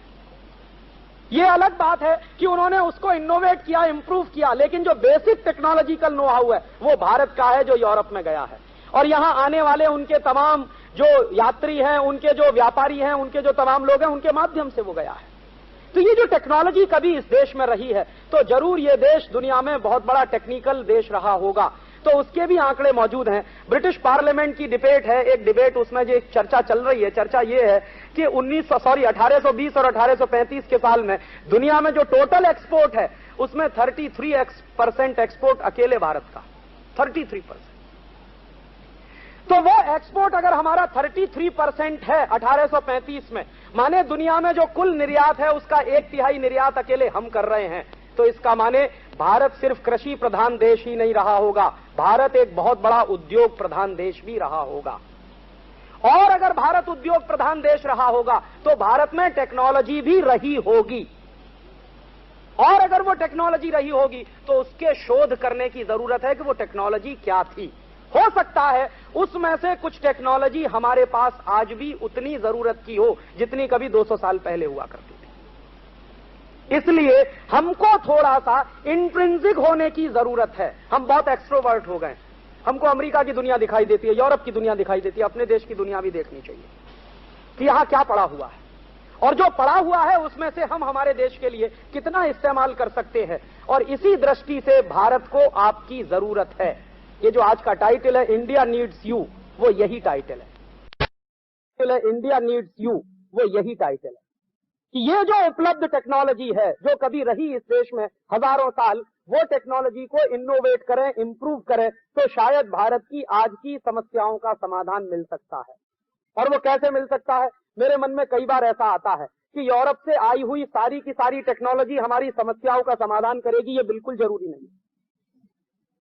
क्योंकि आपको मैं एक मूल पते की बात बता के जा रहा हूं, टेक्नोलॉजी कभी भी यूनिवर्सल नहीं होती, टेक्नोलॉजी हमेशा लोकल होती है। साइंस यूनिवर्सल हुआ करता है। साइंस जो भारत में है वो अमेरिका में भी होगा, वही फ्रांस में भी होगा, वो जर्मनी में भी होगा, वो यूरोप के किसी भी देश में होगा, लैटिन अमेरिका में भी होगा, टिम्बकटू में भी होगा, कहीं भी होगा। लेकिन टेक्नोलॉजी कभी भी यूनिवर्सल नहीं हो सकती। टेक्नोलॉजी हमेशा अपने स्थानिक जरूरतों के आधार पर बनती है। तो उसी विलियम एडम की रिपोर्ट से एक और मुझे इशारा मिल रहा है जिस पर मेरा काम करने का मन है। विलियम एडम कह रहा है कि हिंदुस्तान के लोगों को 6वीं शताब्दी में, 7वीं शताब्दी में मालूम है कि इलेक्ट्रॉन्स का एमिशन कैसे होता मेटल प्लेट में। लेकिन वो आश्चर्य क्या कह रहा है उस रिपोर्ट में? वो ये कह रहा है कि हिंदुस्तानी लोग 6वीं 7वीं शताब्दी से जानते हैं कि इलेक्ट्रॉन्स का एमिशन होता है जब किसी मेटल प्लेट को गर्म करते हैं, लेकिन इन लोगों ने कभी टेलीविजन नहीं बनाने की कोशिश की। क्यों? समझने वाली बात। हम अगर 6वीं 7वीं शताब्दी से यह बात जानते हैं कि इलेक्ट्रॉन के एमिशन कैसे होते हैं और इलेक्ट्रॉन्स के एमिशन की थ्योरीज इस देश में मौजूद है 6वीं शताब्दी में, तो हमने कभी टेलीविजन नहीं बनाया। क्यों नहीं बनाया? हमारी जरूरत नहीं थी। और इलेक्ट्रॉन्स एमिशन की थ्योरी यूरोप ने कब जानी है? यूरोप वाले खुद स्वीकार करते हैं कि इलेक्ट्रॉन एमिशन की थ्योरी हमको ईस्ट से मिली, वेस्ट में नहीं थी। यहां से चीन गई होगी, चीन से फिर यूरोप में गई है। तो यूरोपियन लोग कहते हैं, फ्रांस में मैंने देखा, फ्रांस में सोरबोन की लाइब्रेरीज में मैंने जो पुस्तकें देखी है, तो एक पुस्तक एक बार मैंने निकाली थी J.L. बेयर्ड पर। J.L. बेयर्ड वो व्यक्ति था जिसने टेलीविजन का आविष्कार किया, ऐसा मानते हैं 1926 में। तो J.L. बेयर्ड जो टेलीविजन का आविष्कारक माना जाता है फ्रांस में, तो टेलीविजन के बारे में कुछ तो वो लिख रहा होगा, क्या लिख रहा है, क्या बात कर रहा है, क्या उसके मन में कैलकुलेशंस चल रहे होंगे जब उसने ये सब बनाया। तो उसको समझने की मैंने जब कोशिश की, तो J.L. बेयर्ड के बारे में जितना साहित्य उपलब्ध है फ्रांस में, क्योंकि वो मूलतः फ्रांसीसी वैज्ञानिक था, तो वो लिख रहा है खुद के मैंने ये चाइनीज उससे सीखा है इलेक्ट्रॉन्स के एमिशन की बात को। तो इलेक्ट्रॉन्स के एमिशन की बात को सीखते हुए उसने टेलीविजन बना लिया। तो उनको टेलीविजन की जरूरत पड़ गई, हमको टेलीविजन की जरूरत नहीं थी। क्यों नहीं थी? उसकी गंभीरता ये है कि इलेक्ट्रॉन के एमिशन की बात हम दुनिया में सब जगह देख सकते हैं, समझ सकते हैं, लेकिन इलेक्ट्रॉन के एमिशन के बाद हम उससे टेलीविजन ही बनाएंगे, ये अलग अलग जगह की परिस्थितियों पर निर्भर करेगा। इलेक्ट्रॉन का एमिशन होना एक थ्योरी है, वो दुनिया में सभी जगह शायद एक जैसी होगी, लेकिन हम उन इलेक्ट्रॉन्स का क्या इस्तेमाल करेंगे जो एमिट हो चुके हैं, उनसे हम क्या काम लेने वाले हैं, ये लोकल परिस्थितियों पर निर्भर करे। तो फ्रांस में एक वैज्ञानिक ने ये काम किया। क्यों किया? तो वो खुद लिख रहा है उस किताब में। J.L. बेयर्ड की एक बहुत इंटरेस्टिंग पुस्तक है, व्हाई आई इन्वेंटेड टेलीविजन, मैंने टेलीविजन का आविष्कार क्यों किया। तो वो कह रहा है कि ये मैंने खुशी में नहीं किया, मजबूरी में किया। तो मजबूरी क्या है? तो वो कह रहा है कि फ्रांसीसी सरकार मुझको बार बार कह रही है कि एक ऐसी मशीन बनाओ जिसके सामने लोग बैठे रहे और कोई रिएक्शन ना करे।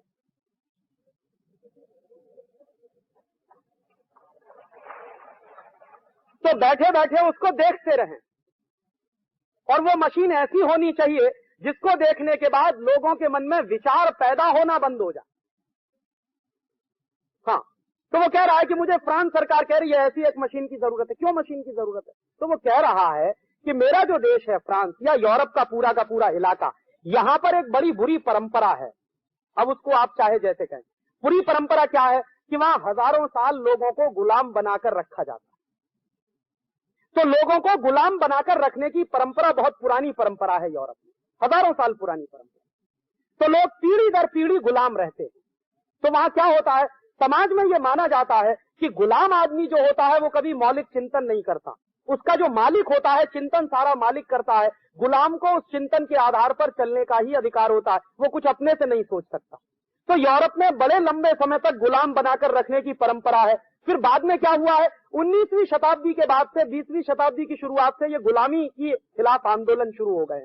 फ्रांस में भी हुए हैं, जर्मनी में भी हुए हैं, इंग्लैंड में भी हुए हैं। सबसे बड़ा आंदोलन आयरलैंड में हुआ है कि हम गुलाम नहीं रहेंगे आपके, हमको आजादी चाहिए, हमको ऐसे चाहिए, हमको वैसे चाहिए। तो जो जातियां पहले गुलाम रह चुकी हैं, सबसे ज्यादा दुनिया में गुलाम बनाने वाली जाति रही है नॉर्मन्स की। जो फ्रांस में एक इलाका है नॉर्मादी, वहां से जो एक जाति निकली है नॉर्मन्स, इन्होंने दुनिया के एक बड़े इलाके को सबसे लंबे समय तक गुलाम बना के रखा। और ये नॉर्मन्स ही हैं जिन्होंने 10वीं और 11वीं शताब्दी में इंग्लैंड को गुलाम बनाया। इंग्लैंड भी गुलाम रहा है फ्रांस का 10वीं और 11वीं शताब्दी में। तो नॉर्मन्स लोगों ने जब इंग्लैंड को गुलाम बनाया है, तो उसमें जो गुलामी के बाद की व्यवस्थाएं हैं उनको वो लागू कराते हैं। तो उसका 1 पॉइंट प्रोग्राम है कि गुलाम लोगों को सोचने की जरूरत नहीं होती, वो वैसे ही चलेंगे जैसे मालिक कहेगा। तो वहां प्रॉब्लम ये आ रही है कि जब गुलाम थे तब तो आसानी से चल रहा था सब, फिर गुलामी से आजाद होने की बात शुरू हो गई, और गुलामी से आजाद होने की बात शुरू हो गई तो हर जाति अब आजाद होना चाहती है। तो फ्रांस में प्रॉब्लम ये है कि सब आजाद हो जाएंगे तो क्रांति हो जाएगी, इसलिए इनको आजादी तो दे दो लेकिन एक ऐसी गुलामी में फंसा दो जहां से ये उठकर नहीं आ सके। तो टीवी चाहिए हमको, एक मशीन चाहिए। तो वो कह रहा है कि ये जो एमिशन है इलेक्ट्रॉन का, इसका उपयोग क्या किया जाए वो हमारे देश की परिस्थिति पर निर्भर है, और हमको ऐसी एक मशीन बनानी है। तो उसने टेलीविजन के बारे में किस्से कहानियां लिखी अपनी उस किताब में, पहले कैसा बना, बाद में कैसे बना। पहले उसमें सिर्फ साउंड आता था, फिर बाद में सिर्फ पिक्चर आता था, फिर बड़ी मेहनत की तो साउंड पिक्चर दोनों आना शुरू हुआ, वगैरह वगैरह। वो डिटेल बात है। अंत में वो लिख रहा है कि मुझे डर लगता है कि कहीं ये मशीन ऐसी ना बन जाए एक दिन कि सबको पागल बना दे। हाँ, और वो मर गया बेचारा। बाद में यही हुआ है, बाद में यही हुआ। तो यहां पर प्रश्न ये है जो मैं आपसे और शेयर करना चाहता हूं, वो ये कि हमारे पास वो साइंस था, हम वो थ्योरी जानते थे, लेकिन हमने टीवी नहीं बनाया। क्यों नहीं बनाया? भारत में कभी भी किसी को गुलाम बनाकर रखने की परंपरा नहीं है।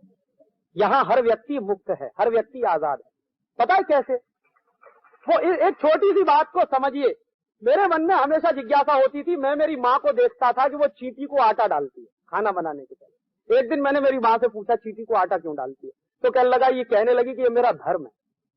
तो मैंने कहा ये धर्म का मतलब क्या है, चींटी को आटा क्यों डाल? तो चींटी को आटा इसलिए डालना कि उसको भी जिंदा रहने का हक है, और चींटी को मारा मैंने तो कहती है पाप लगेगा तुझको। तो ये चींटी को मारना नहीं है, क्योंकि चींटी भी उतना ही महत्वपूर्ण जीव है जितना मैं हूं। माने भारतीय परंपरा में ये जो जियो और जीनो दो की कल्पना है, ये बहुत गहरी कल्पना है कि प्रकृति में जो कुछ भी है वो जिंदा रहने के लिए है, उसके साथ तुम भी जिंदा रहो। तो प्रकृति के साथ सामंजस्य करके चलना है, ये परंपरा है भारत की। प्रकृति के विरोध में आप नहीं जा सकते। क्योंकि आपको प्रकृति के साथ मिलकर चलना है, इसलिए आप प्रकृति को गुलाम नहीं बना सकते, प्रकृति के साथ चल सकते। तो यहां की परंपरा है कि हम किसी को गुलाम नहीं बना सकते, और हर एक में जीव है, तो हर जीव को जीने का अधिकार है, तुमको भी जीने का अधिकार है। तो जिंदा रहो और दूसरों को जिंदा रहने। ये बहुत पुरानी परंपरा है। तो मुझे समझ में आता है 1930-35 के आसपास का, 1940 में भी वही चलता रहा, 44 तक वही चलता रहा कि ये जो डिपार्टमेंट है टैक्सेशन के, इनके ऑफिसर्स की जब ट्रेनिंग होती है तो उनको सिखाया क्या जाता अंग्रेजों के जमाने में। अंग्रेजों की जो पॉलिसी थी टैक्सेशन के अधिकारियों को सिखाने की, उसका एक गोल्डन वाक्य है कि आप रेवेन्यू कलेक्ट करें या न करें ये इमैटीरियल है, लेकिन आप एंटरप्रेन्योरशिप को जरूर किल कर दीजिए। ये गोल्डन वाक्य है जो सिखाया जाता है IRS ऑफिसर्स को। इस पर पूरी ट्रेनिंग दी जाती है उनको। तो उनकी जो ट्रेनिंग है वो अंग्रेजों के जमाने के बनाए गए कानून के आधार पर चलती है, और वो कानून एक फिलॉसफी पर चलता है। वो फिलॉसफी क्या है कि रेवेन्यू कलेक्ट कर पाए न कर पाए ये इमैटीरियल है, लेकिन आपको इतना परेशान वो कर दें कि आप अपना धंधा बंद कर दें, आप अपनी फैक्ट्री बंद कर दें। ये पॉलिसी है, और वो पॉलिसी कंटिन्यू हो गई है हिंदुस्तान में आजादी के बाद भी। और फिर भी आप डटे हुए हैं, कुछ कर रहे हैं, तो आप बधाई के पात्र हैं। नहीं तो आपको बर्बाद करने के लिए तो पूरा का पूरा टैक्सेशन का डिपार्टमेंट आपकी छाती पर खड़ा हुआ। कभी आप प्रश्न पूछिए, मैं अपने आप से पूछता हूं कि हिंदुस्तान में जिन लोगों के घरों में सबसे ज्यादा काला धन है, उनके घरों में इनकम टैक्स की रेड कभी क्यों नहीं होती? हिंदुस्तान के सारे पॉलिटिशियन, सबसे ज्यादा घोटाला करने वाले हमारे नेता हैं, ये बात सिद्ध हो चुकी है। लेकिन किसी भी नेता के घर में इनकम टैक्स डिपार्टमेंट वालों ने रेड की है क्या पिछले 50 साल में? यह भी मालूम है हिंदुस्तान में कि हमारे नेताओं ने जो घोटाले किए हैं, उन घोटालों के माध्यम से $140 बिलियन हिंदुस्तान से वो ले गए हैं और स्विस बैंकों में जमा है, विदेशी बैंकों में जमा है। तो कभी इनकम टैक्स वाले इस बात की कोशिश करते हुए आपको नजर आते हैं कि वो $140 बिलियन कैसे लाया जाए वापस भारत में? तो जिनके पास सबसे ज्यादा काला धन है, उन्हीं को कभी टैक्सेशन के अधिकारी परेशान नहीं कर पाते। एक सॉलिड एग्जाम्पल दूं, जिंदा नहीं है, एक नेता थे जगजीवन राम। हमेशा पब्लिक मीटिंग में कहा करते थे कि मैं अपना इनकम टैक्स रिटर्न भरना भूल जाता हूं हर साल, यही कहते थे। तो वो हमेशा अपना इनकम टैक्स रिटर्न भरना भूलते थे, हर साल भूलते थे, और कभी इनकम टैक्स के किसी अधिकारी में हिम्मत नहीं हुई कि जगजीवन राम के घर में जाके रेड डाले। लेकिन वो इनकम टैक्स वाले आपकी छाती पर खड़े रहेंगे, आपको सोने भी नहीं देंगे। मतलब क्या है? आपकी एंटरप्रेन्योरशिप को बर्बाद करने के लिए पहले से ही एक डिपार्टमेंट बना हुआ टैक्सेशन का। ऊपर से ये ग्लोबलाइजेशन, लिबरलाइजेशन और प्राइवेटाइजेशन की मार ने आपको खत्म करने की पूरी साजिश रची है। तो आप तो फंसे हैं चारों तरफ से, और आखिरी बची कुची जो उम्मीद थी वो भी खत्म हो गई। गैट में आपको जबरदस्ती शामिल करा लिया, WTO पे जबरदस्ती आपके हस्ताक्षर करा लिए। हिंदुस्तान की पार्लियामेंट से भी नहीं पूछा, हिंदुस्तान के लोगों से भी नहीं पूछा, कभी कैबिनेट की कमेटी ने फैसला नहीं किया जिसके बारे में, उस पर हस्ताक्षर करके आए आपके देश के प्रणब मुखर्जी। गए थे 94 में एग्रीमेंट साइन किया। पूरे देश में इसका विरोध था, सारे ट्रेड यूनियंस विरोध कर रहे थे, फार्मर्स ऑर्गेनाइजेशंस ने विरोध किया, हमारे जैसे आजादी बचाओ आंदोलन ने भी भयंकर विरोध किया। पूरे देश में भयंकर विरोध होने के बावजूद आपके देश में ऐसे लोग हैं जो देश के हितों के खिलाफ एग्रीमेंट साइन करके आए। और क्या कहा इन्होंने? सारे देश में बहस क्या चलाई कि हम अकेले नहीं रह सकते, माने हमको शामिल होना ही है। तो ये अकेले क्यों नहीं रह सकते? तो वो ये कहते रहे कि हम जो है मल्टीलैटरल ट्रेड करने में जाएंगे तो ज्यादा हमको आसान होगा, बाइलैटरल ट्रेड में हम नहीं फंस सकते। और आपको मैं जानकारी दूं कि आज भी हिंदुस्तान में सबसे ज्यादा ट्रेड बाइलैटरल है, मल्टीलैटरल नहीं है। हमेशा से ट्रेड बाइलैटरल रहा, मल्टीलैटरल ट्रेड तो हमारे जैसे देश कभी कर नहीं सकते। चीन जैसा ताकतवर देश हिम्मत नहीं करता मल्टीलैटरल ट्रेड करने की। जितने निगोशिएशंस होते हैं ट्रेड के वो बाइलैटरल ही होते हैं सबसे ज्यादा, मल्टीलैटरल कभी नहीं होते। लेकिन हिंदुस्तान के लोगों को बेवकूफ बना के एक ऐसा तर्क उन्होंने आपके मार्केट में डाल दिया, दिमाग में डाल दिया कि हम अलग नहीं रह सकते। इसी के बाजू में एक दूसरी बात और कह दूं कि चीन कभी भी गेट का मेंबर नहीं रहा फ्रॉम 1947। जब से गेट बना तब से चीन कभी गेट का मेंबर नहीं रहा, और बिना गेट का मेंबर हुए चीन का ट्रेड सरप्लस है अमेरिका के साथ $30 बिलियन। अमेरिका आजकल पर नहीं रहा, आज वो दुनिया में सेकंड नंबर की वाइब्रेंट इकोनॉमी है अमेरिका के बाद चीन। तो बिना गेट में शामिल हुए चीन अगर इतनी तरक्की कर सकता है तो हम क्यों नहीं कर सकते? ये हमको बेवकूफ बनाने के लिए तर्क दिया गया था कि हम गेट में शामिल नहीं होंगे तो अलग थलग रह जाएंगे। और दूसरी बातें ये कही गई थी कि जब हम गेट में शामिल हो जाएंगे तो बहुत सारे देशों को अपनी बाउंड्रीज तोड़नी पड़ेंगी, ट्रेड के जो बैरियर्स बना रखे हैं वो उनके तोड़े जाएंगे। दो तरह के बैरियर्स होते हैं, क्वांटिटेटिव रिस्ट्रिक्शंस के बैरियर होते हैं और आपके टैरिफ बैरियर होते हैं। तो टैरिफ और नॉन टैरिफ बैरियर जब टूटेंगे तो हिंदुस्तान का एक्सपोर्ट भी उनके मार्केट में जाएगा। इन बेवकूफों ने यह कभी नहीं बताया कि हिंदुस्तान का एक्सपोर्ट है कितना वर्ल्ड मार्केट में, 0.01% है। तो आप उनके ट्रेड बैरियर तोड़वाकर क्या बेच पाएंगे? उससे ज्यादा वो बेच जाएंगे आपके मार्केट में आकर। और वही हुआ, एक्सपोर्ट आपका नहीं बढ़ा अमेरिका में, बल्कि अमेरिका का एक्सपोर्ट हिंदुस्तान में बढ़ गया पिछले 7 वर्षों में, और 3 गुने से ज्यादा हो गया। इंपोर्ट जरूर बढ़ाया आपने, वो बैरियर खत्म करा के। तो गेट में शामिल होके आपके देश को एक ऐसे अंधे कुएं में ले जाके धकेल दिया, और अब सारी की सारी पॉलिसीज WTO की तरफ से चल रही है। अब उन्होंने आपकी और आर्म ट्विस्टिंग करना शुरू किया कि आपके देश में जो इंडस्ट्रीज चल रही हैं, आप जरा ध्यान करिए, 1970 के पहले का भारत और 1970 के बाद के भारत में बहुत क्वालिटेटिव फर्क है। बिफोर 1970 हिंदुस्तान में इंडस्ट्रीज जैसी कोई बहुत बड़ी हिस्सेदारी नहीं थी मार्केट, बहुत इंडस्ट्रियल डेवलपमेंट नहीं था हमारा दूसरे तमाम देशों की तुलना में। 1970 के बाद हमने बहुत तेजी से विकास करना शुरू किया। क्योंकि हमारे देश में एक कानून बना, इंडियन पेटेंट एक्ट।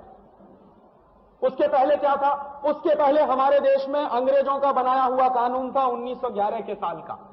तो 1911 के साल का अंग्रेजों का बनाया हुआ जो कानून था, उसमें क्या था कि प्रोडक्ट पेटेंट भी होता था, प्रोसेस भी पेटेंट होता था, और पेटेंट की अवधि कम से कम 10 से 15 साल की हुआ करती थी।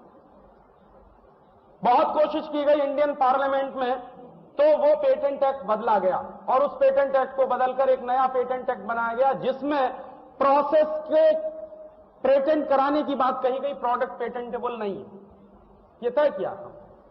और प्रोडक्ट पेटेंटेबल क्यों नहीं है? क्योंकि कोई एक प्रोडक्ट है, मान लीजिए वो आप बनाते हैं, मैं बनाता हूं और 10 लोग बनाते हैं, अगर उस पर पेटेंट हो जाए किसी एक आदमी का तो सिर्फ एक ही व्यक्ति बनाएगा उस प्रोडक्ट को, क्योंकि पेटेंट एक लीगल राइट होता। तो इसलिए हमारे यहां प्रोसेस पर पेटेंट तो दिया गया, लेकिन प्रोडक्ट को पेटेंटेबल नहीं माना गया। और प्रोसेस का पेटेंट भी सभी इंडस्ट्रीज में नहीं, मुश्किल से 6-7 इंडस्ट्रीज हैं जिनमें प्रोसेस का पेटेंट लागू होता, बाकी सारे इंडस्ट्रीज भी प्रोसेस और प्रोडक्ट दोनों पेटेंट से फ्री रखे गए, इसलिए कि दुनिया के तमाम देशों ने इसी तरह से तरक्की की। अमेरिका में 1790 से लेकर 1910 तक ना प्रोसेस पेटेंट था ना प्रोडक्ट पेटेंट था। दूसरे तमाम देशों में भी ऐसा था। दुनिया के तमाम देशों ने, जापान ने, जर्मनी ने, फ्रांस ने अपनी इंडस्ट्रीज को बचाने के लिए और ज्यादा व्यापक बनाने के लिए पेटेंटेबिलिटी की बात नहीं मानी, और उनके मार्केट में ऐसे ही था जो हमारे मार्केट में आज है। तो उसके चलते उन्होंने अपने आप को आगे साल से, जिस साल से अमेरिका आजाद हुआ, तो आज अमेरिका की यह हालत नहीं होती, जो इतना विकसित हो गया अमेरिका, यह संभव ही नहीं था उनके लिए। तो उन्होंने हमारे मार्केट में वो प्रोसेस और प्रोडक्ट दोनों पेटेंट के लिए WTO पे हस्ताक्षर करके भारत सरकार ने भी कहना शुरू कर दिया कि अब तो हमको ये बदलना ही पड़ेगा। पहले जबरदस्ती जाके हस्ताक्षर करके आए, फिर मजबूरी बताना शुरू कर दिया कि अब तो हमको ये बदलना ही पड़ेगा। तो अब वो प्रोसेस और प्रोडक्ट पेटेंट का कानून आपके देश में लागू होने जा रहा है।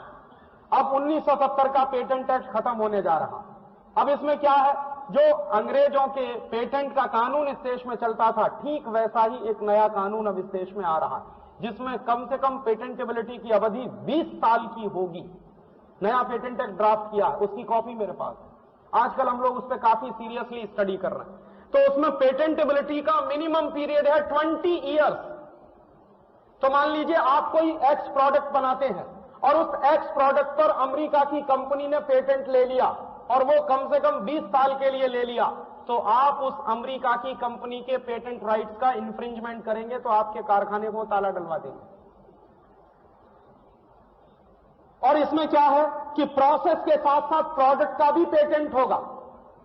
तो मान लीजिए किसी एक्स प्रोसेस से आप कोई एक प्रोडक्ट बनाते हैं, वो प्रोडक्ट अब आप नहीं बना पाएंगे अगर उस प्रोसेस पर अमेरिकन कंपनी ने पेटेंट करा रखा।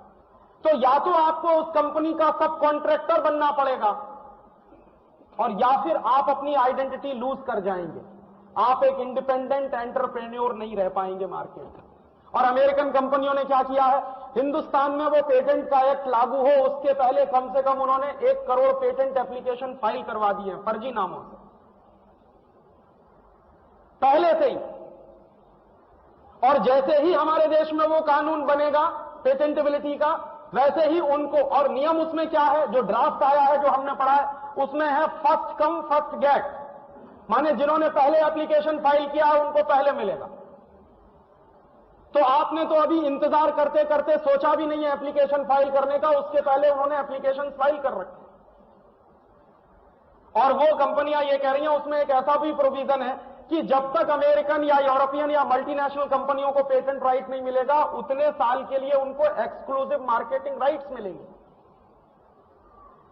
एक्सक्लूसिव मार्केटिंग राइट्स का बहुत सीधा सा मतलब है कि कोई माल वो मार्केट में बना रहे हैं, उस माल को अगर आप बना रहे हैं तो आपको वो अधिकार नहीं होगा मार्केटिंग का, उन्हीं को होगा, क्योंकि उनको पेटेंट के एप्लीकेशन को उन्होंने फाइल कर रखा। और ये एक ऐसा हथियार है, आखिरी ब्रह्मास्त्र है, जिसको वो चलाने की कोशिश कर रहे हैं। और इसमें अगर आप फंसे तो खड़ा रहना मुश्किल हो जाएगा। इसमें अगर आप चले गए तो बचने की फिर कोई भी आशा छोड़ दीजिए। तो ऐसी बुरी परिस्थिति में जब हम चारों तरफ से घिरे हुए हैं तब प्रश्न आता है कि करें क्या। अब करने के लिए हमारे पास 2 ही रास्ते हैं। पहला रास्ता यह है जो एक वाक्य से शुरू होता है, either protest otherwise you will be perished. या तो विरोध करिए खड़े होकर ताकत के साथ, नहीं तो खत्म हो जाएंगे आप। तो एक रास्ता तो यह है कि पूरी ताकत से विरोध करना है। ये जो झंझावात आया हुआ है, इस झंझावात का विरोध करना है। तो ये विरोध तभी हो सकता है जब आप इसको लाने वाले लोगों के चेहरे पहचानें। पहले तो अपने दिमाग से इस बात को निकालें कि जिनको आज तक हम बेस्ट फाइनेंस मिनिस्टर मानते रहे, एक्चुअली वो ट्रेटर्स ऑफ द कंट्री हैं,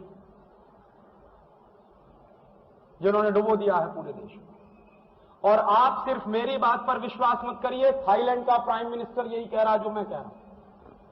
थाईलैंड डूब गया, इंडोनेशिया भी डूब गया, साउथ कोरिया भी डूब गया। और ये सब देश क्यों डूबे हैं? इन्होंने वही किया है जो आपके यहां चल रहा। 10-10, 15-15 साल पहले इन सारे एशियन कंट्रीज ने लिबरलाइजेशन, ग्लोबलाइजेशन का वही रास्ता शुरू किया था जो आपके देश में चल रहा। और आज उनकी हालत उनको मालूम है कि वो डूब गए हैं। तो थाईलैंड के प्राइम मिनिस्टर ने अभी 3 दिन पहले एक स्टेटमेंट दिया है जो हिंदुस्तान के हर अखबार में छपा। उसने कहा है कि हम डूब गए हैं ग्लोबलाइजेशन और लिबरलाइजेशन में।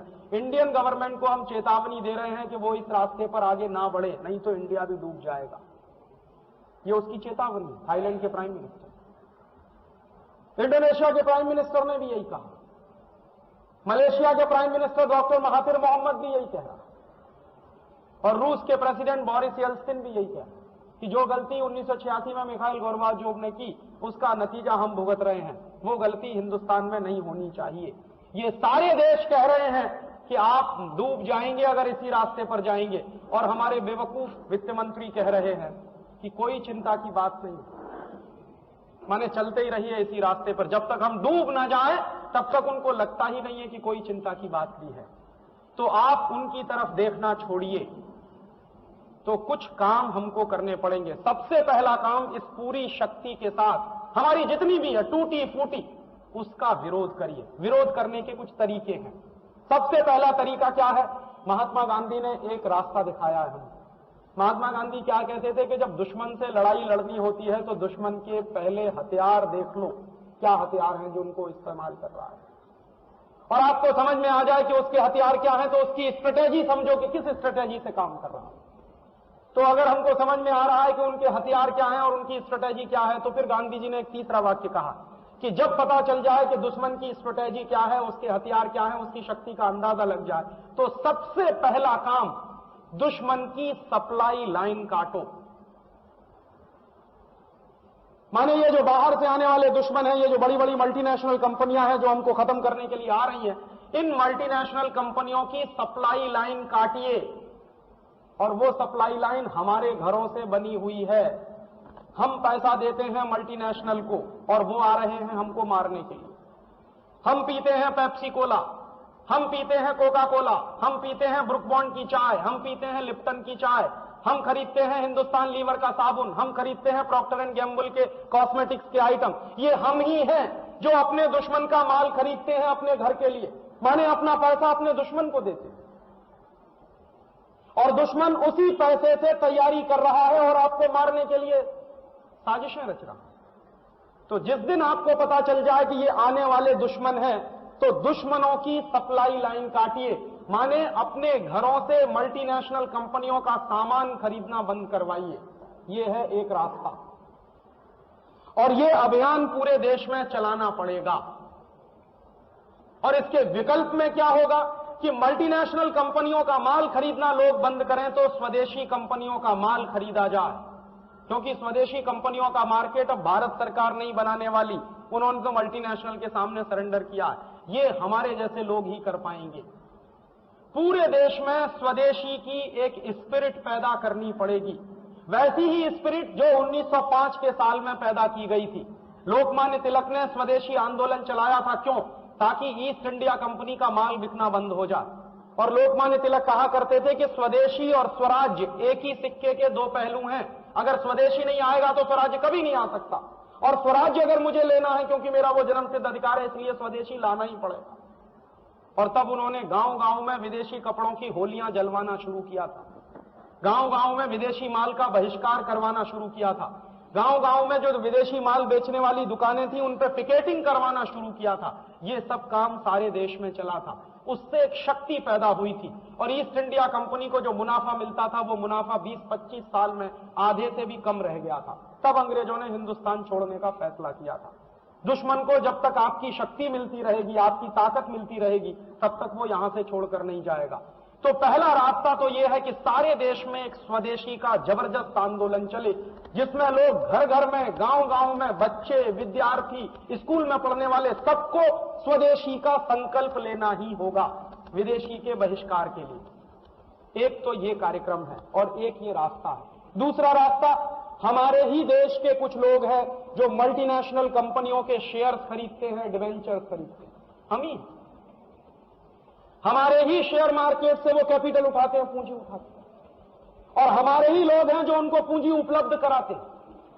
हमारे ही देश के कुछ लोग हैं जो उनको अपना प्लेटफॉर्म देते हैं जॉइंट वेंचर करने के लिए। ये बात हमको समझनी पड़ेगी कि हम हमारे घर में गलती से भी कभी किसी मल्टीनेशनल कंपनी के शेयर्स ना खरीदें। तो अगर सारे देश में शेयर मार्केट के लोग और शेयर मार्केट में काम करने वाले लोग एक छोटा सा फैसला कर लें कि देश को बचाने के लिए हम भी स्वदेशी के ही सिद्धांत पर चलेंगे, माने हम शेयर्स खरीदेंगे सिर्फ स्वदेशी कंपनियों के, विदेशी कंपनियों के शेयर्स हम नहीं खरीदेंगे, चाहे वो कितना ही लालच हमको क्यों न दें, और उनके डिवेंचर्स भी नहीं खरीदेंगे। माने मल्टीनेशनल कंपनियों में इन्वेस्टमेंट हमको रोकना पड़ेगा, जो इंडियन इन्वेस्टमेंट है वो रोकना पड़ेगा। एक दूसरा रास्ता ये है, पहले रास्ते के लिए हम लोग कोशिश कर रहे हैं कि गांव गांव में स्वदेशी हो, दूसरे रास्ते के लिए भी हम कोशिश कर रहे हैं कि हिंदुस्तान के शेयर बाजार में, मैं एक लेक्चर देके आया हूं, अगला लेक्चर फिर देने जा रहा हूं फरवरी में, और यही समझाने की कोशिश कर रहा हूं कि आप लोग बड़े जो ब्रोकर्स हैं, अगर वो ये एक फैसला करें कि हम मल्टीनेशनल्स के शेयर्स में नहीं खरीदेंगे, नहीं इन्वेस्ट करेंगे, तो एक दूसरा तरीका है दुश्मन को मारने का। और एक तीसरा तरीका है जो हमको करना है हम सबकी शक्ति से, वो तीसरा रास्ता है तात्कालिक। ये दोनों रास्ते हैं लॉन्ग टर्म के। इमीडिएट हमको क्या करना? इमीडिएट हमको पहले हमारा अस्तित्व बचाने की लड़ाई लड़नी। अभी तो एक स्पेस बचाने के लिए, खड़े होने के लिए जमीन तो चाहिए, नहीं तो ये भी चली जाएगी।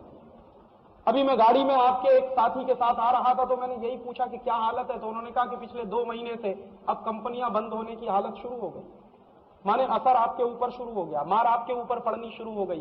तो अभी तात्कालिक रूप से हम बच सकें, इसकी एक स्ट्रेटेजी हमको बनानी है, और वो स्ट्रेटेजी में 2 रास्ते हैं। पहला रास्ता, ये जितना ग्लोबलाइजेशन है, लिबरलाइजेशन है और ये सारा का सारा जो चल रहा है इस देश में, ये चैलेंज करना है सुप्रीम कोर्ट में, और हम लोग इसकी तैयारी करें। गेट एग्रीमेंट भी हम चैलेंज करेंगे और उसके लिए पिटीशन हमने ड्राफ्ट कर लिया, और गेट एग्रीमेंट के साथ साथ ये जो लिबरलाइजेशन और ग्लोबलाइजेशन है इसको भी हम चैलेंज करने जा रहे हैं सुप्रीम कोर्ट में।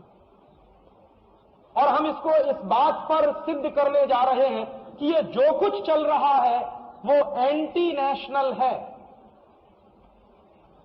और संविधान में आर्टिकल 51 है जो मुझे ये अधिकार देता है कि मैं मेरे देश की रक्षा के लिए, मैं मेरे देश की संस्कृति की रक्षा के लिए कुछ भी करने के लिए स्वतंत्र हूं।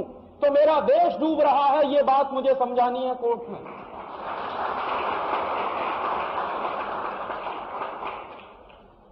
और इस पिटीशन के लिए हमारी जो स्ट्रेटेजी है वो ये है कि एक साथ हिंदुस्तान के 10-15 हाई कोर्ट्स में ये पिटीशन हमको डालनी, एक साथ। और 10-15 हाई कोर्ट्स में जब एक साथ पिटीशन जाएगी तो हम जानते हैं कि वो तुरंत सुप्रीम कोर्ट पहुंचेगी। अभी हम सीधे सुप्रीम कोर्ट लेके जाएंगे तो सुप्रीम कोर्ट में कह दिया जाएगा पहले हाई कोर्ट में जाइए। तो हम एक साथ 10-15 हाई कोर्ट में ये पिटीशन मूव करेंगे और उसके बाद सुप्रीम कोर्ट में जाएंगे, और सुप्रीम कोर्ट में एक कॉन्स्टिट्यूशनल बेंच गठित हो जो ये तय करे कि ये जो कुछ चल रहा है वो एंटी नेशनल है, एक बात, और दूसरी बात जो कुछ चल रहा है वो कॉन्ट्रा कॉन्स्टिट्यूशनल भी है।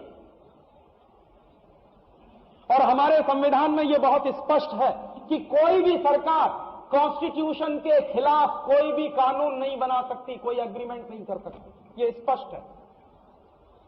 तो अगर हमारे संविधान में यह है कि कोई भी सरकार हमारे संविधान के अगेंस्ट नहीं जा सकती, तो ये जो कुछ है वो हमारे संविधान के खिलाफ है। संविधान का जो प्रियम्बुल है, हमारे संविधान की जो प्रस्तावना है, उसमें समाजवाद नाम का शब्द है, उसका इस्तेमाल करना पड़ेगा। और भारत सरकार या कोई भी सरकार प्रियम्बुल को बदल नहीं सकती, कॉन्स्टिट्यूशन का प्रियम्बुल चेंज नहीं हो सकता, यह नियम है हमारे देश में। और दूसरी बात कि हमारे कॉन्स्टिट्यूशन में एक डायरेक्टिव प्रिंसिपल्स ऑफ स्टेट का चैप्टर है, तो उसमें भारत सरकार के लिए निर्देश तय किए गए हैं। Directive principles of state Bharat सरकार माने यह जरूरी नहीं है, लेकिन ना मानना एंटी कॉन्स्टिट्यूशनल काम है। आपको डायरेक्टिव प्रिंसिपल्स ऑफ स्टेट के अनुसार ही अपनी पॉलिसीज और कानून बनाने का अधिकार है, उसके अगेंस्ट आप नहीं जा सकते। इस बात को हम हमारी पिटीशन में लेके आ रहे हैं। हमारे संविधान में फंडामेंटल आर्टिकल्स हैं, फंडामेंटल राइट्स के चैप्टर हैं। आर्टिकल 19(1)G मेरे जीविका के अधिकार की मुझसे बात करता, तो हिंदुस्तान के उन 8 करोड़ लोगों की जीविका क्यों खत्म हो गई due to globalisation and liberalisation, ये सरकार को जवाब देना होगा। हर आदमी को अपनी जीविका चलाने का अधिकार है। अगर आप छोटी छोटी फैक्ट्री चलाते हैं तो वो जीविका के सिद्धांत के तहत आता। अगर आपकी फैक्ट्री बंद हो रही है तो इसका माने सरकार उस खेल में शामिल है। तो सरकार ये कॉन्ट्रा कॉन्स्टिट्यूशनल काम कैसे कर सकती है? और हम सिद्ध करने जा रहे हैं कि ये सरकार ही कॉन्ट्रा कॉन्स्टिट्यूशनल है, एंटी नेशनल है। और इस बात पर सारे देश में भयंकर बहस हमको करानी है।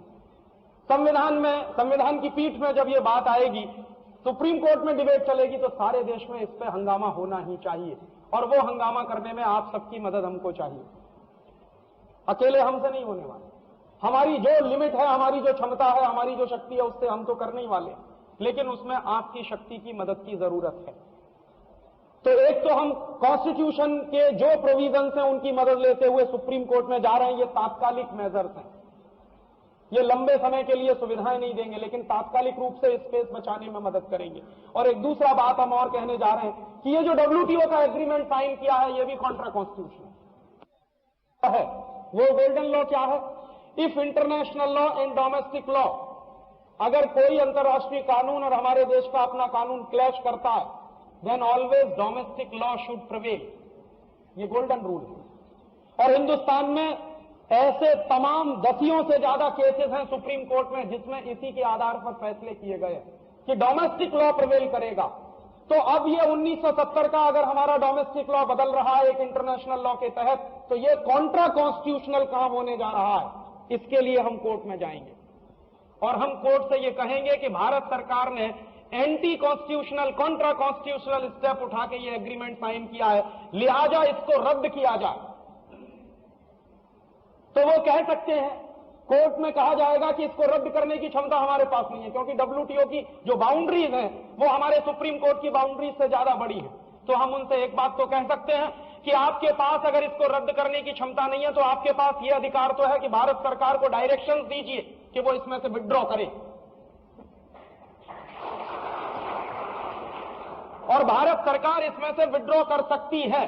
ये जो आपको गलतफहमी फैलाई जा रही है कि एवरी पॉलिसी इज इरिवर्सिबल, उसी के सबूत के लिए मैं गेट एग्रीमेंट आपके साथ सामने लेके आया हूं। ये गेट एग्रीमेंट है जो साइन किया है भारत सरकार ने, और इस गेट एग्रीमेंट में साइन करने के बाद जो प्रोविजंस हैं उनमें एक प्रोविजन है, वर्ल्ड ट्रेड ऑर्गेनाइजेशन जब बन जाएगा तो आर्टिकल 15 क्या कहता है? आर्टिकल 15 बहुत स्पष्ट कहता है, उसका फर्स्ट पैराग्राफ है, एनी मेंबर, डब्ल्यूटीओ का कोई भी, any member may withdraw from this agreement.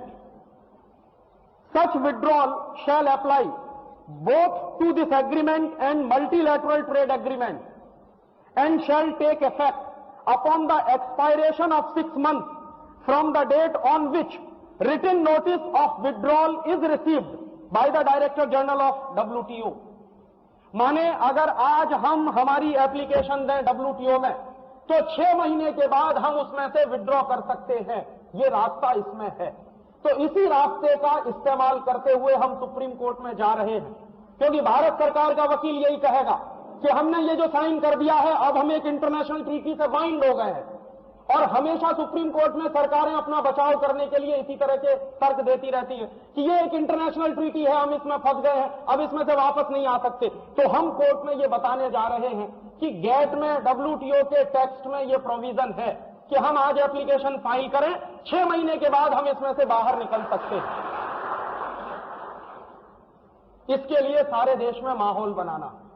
मैं 8 फरवरी को दिल्ली जा रहा हूं। दिल्ली में मेरा एक लेक्चर है, फिक्की के कुछ लोग उसमें आने वाले हैं, एसोकेम के भी शायद कुछ लोग आएंगे, दिल्ली के स्मॉल स्केल इंडस्ट्रीज के भी लोग आएंगे। ये पिटीशन भी दिल्ली में ही होने वाला, क्योंकि सुप्रीम कोर्ट दिल्ली में ही है। तो हम उनको यही कहने जा रहे हैं कि आप तैयारी रखिए, लड़ने का वक्त आ गया। पहले जमाने में लड़ाइयां होती थी तलवारों से, तीरों से, कटारों से। अब वो तीर तलवार की लड़ाइयां बंद हो गई हैं, अब लड़ाइयां होती हैं दिमाग से। तो दिमाग से लड़ने के लिए हमको भी एक फौज खड़ी करनी है, और हमको हिंदुस्तान के हर उस व्यक्ति को बेनकाब करना है अगले 2-3 वर्षों में जिन्होंने हिंदुस्तान को डुबोने में महत्वपूर्ण भूमिका निभाई है। तो एक बाजू में 2 चीजें एक साथ चलेंगी साइमल्टेनियस। एक लड़ाई तो है पूरे देश में स्वदेशी की जो चलानी है हमको, गांव-गांव, गली-गली, ताकि मल्टीनेशनल का माल खरीदना बंद करें, और वो लड़ाई सबसे शक्तिशाली होनी चाहिए। दूसरी लड़ाई चलेगी हमारे देश में कि ये जो पॉलिसीज चल रही हैं लिबरलाइजेशन और ग्लोबलाइजेशन की, ये लिबरलाइजेशन नहीं है, रिकॉलोनाइजेशन है, ये कहना हम शुरू करें। इसलिए कहना शुरू करें कि कहने में बहुत शक्ति होती है। हमारे देश में शब्द जो होता है वो ब्रह्म माना जाता है, और ये शब्द ब्रह्म क्यों है, इसके आपको मैं 1001 उदाहरण दे सकता हूं कि शब्दों का इस्तेमाल करने के बाद ही भगवान कृष्ण ने अर्जुन को लड़ने के लिए तैयार कर दिया था। गीता क्या है? गीता भगवान कृष्ण के मुंह से बोले गए कुछ शब्द हैं, और वो बोले गए इसलिए कि अर्जुन कायर है, लड़ना नहीं चाहता, जाना नहीं चाहता युद्ध के मैदान में। कहता है कि भगवान कैसे मारूं, ये सब मेरे भाई बांधव हैं, इनको मैं मार नहीं सकता। तो कृष्ण कह रहे हैं कि ये तुम्हारे भाई बांधव हैं, उससे ज्यादा अधर्मी है, और अधर्मी को मारना तुम्हारा धर्म है, तो तुम तुम्हारे धर्म से च्युत नहीं हो सकते, वापस नहीं जा सकते। तो शब्द ही है जिनको बोल बोलकर श्री कृष्ण ने एक कायर अर्जुन को ऐसा बना दिया कि उसके तीरों की बौछार से बिछ गई लाशें थे। भागती हुई सेनाओं को हिंदुस्तान में रोकने का काम राजा शब्दों के माध्यम से ही किया करते थे। ललकार लगाते थे और शब्दों की ललकार से भागती हुई सेनाएं रुक जाती थी। तो शब्दों को ठीक से इस्तेमाल करना सीखें, क्योंकि हमारे यहां शब्द ब्रह्म है। तो ये हम कहना सीखें कि ये ग्लोबलाइजेशन नहीं, रिकॉलोनाइजेशन। और ये रिकॉलोनाइजेशन है ठीक उसी तरह का जैसे ईस्ट इंडिया कंपनी ने कहा था। तो हर आदमी को इसमें थोड़ी सी चिंता पैदा होनी चाहिए। हर आदमी को ये चिंता पैदा होगी कि हम फिर से गुलामी के रास्ते पर जा रहे हैं, तो बाहर आने के रास्ते भी वो तलाशने शुरू करेगा। अभी तक तो साधारण आदमी ये मान के बैठा हुआ है कि बेस्ट फाइनेंस मिनिस्टर के हाथ में हमने सत्ता दे दी है, अब चिंता करने की जरूरत ही नहीं। उसको ये बताना है कि ये जो बेस्ट फाइनेंस मिनिस्टर है यही देश डुबोने के काम में लगे हुए हैं। तो ये दूसरा तरीका है लड़ाई का। और तीसरा तरीका मैंने आपको बताया, गेट को चैलेंज करना, IMF वर्ल्ड बैंक की जो पॉलिसीज है उनको चैलेंज करना है और पूरे हिंदुस्तान में उस पर एक डिबेट चलानी है। सोसाइटी में डिबेट चले, पार्लियामेंट में डिबेट चले, हमारे सुप्रीम कोर्ट और हाई कोर्ट में भी डिबेट चले, और ऐसी डिबेट चले कि अगले 2-3 साल में पूरा नेशनल पर्सपेक्टिव बदल जाए और हर पार्टी के एजेंडा में यह सवाल एक महत्वपूर्ण सवाल बनकर आ जाए। और ये अगर हो गया तो शायद अगले 2-3 साल में आप तात्कालिक रूप से अपने बचाने की लड़ाई को थोड़ा सा आगे बढ़ा सकेंगे। ये 3 तरीके से लड़ाई लड़नी है। एक लड़ाई अपने स्तर पर, अपने घर में विदेशियों के माल का बहिष्कार, घुसने मत दीजिए उस सामान को। दूसरा, अपने पड़ोसी के लिए घर में मत घुसने दीजिए। दूसरी लड़ाई, शेयर खरीदना बंद करिए, डिवेंचर खरीदना बंद करिए मल्टीनेशनल का, उनके साथ सहयोग देना बंद करिए, उनके साथ कोऑपरेशन बंद करिए। और एक लड़ाई तात्कालिक रूप से सुप्रीम कोर्ट, हाई कोर्ट में, इस सब में हम लोगों की जितनी बन सके आप मदद करिए। ये 3 लड़ाइयां एक साथ लड़ने की हमारी अपनी तैयारी है।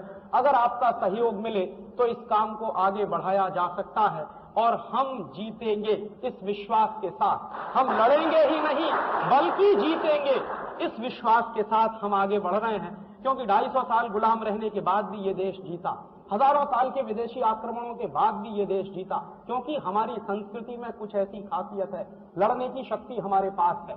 चरित्र भी इस देश में पैदा होता। इस देश की एक और खासियत है, जब भी नेशनल क्राइसिस होती है कोई ना कोई ऐसे लोग निकल आते हैं ईश्वरीय प्रेरणा से, क्योंकि भारतीय धरती कभी वीर विहीन नहीं रही। हमेशा से इस धरती में विवेकानंद, गांधी, दयानंद जैसे लोगों को, सरदार पटेल जैसे लोगों को पैदा किया, आज भी पैदा होंगे। इस कॉन्फिडेंस के साथ हम और आप मिलकर इस काम को आगे बढ़ाएं तो शायद अपने अस्तित्व को बचाने की लड़ाई में हम कामयाब होंगे। इतना ही कहने आया था। आपका बहुत आभार, बहुत शुक्रिया, बहुत धन्यवाद।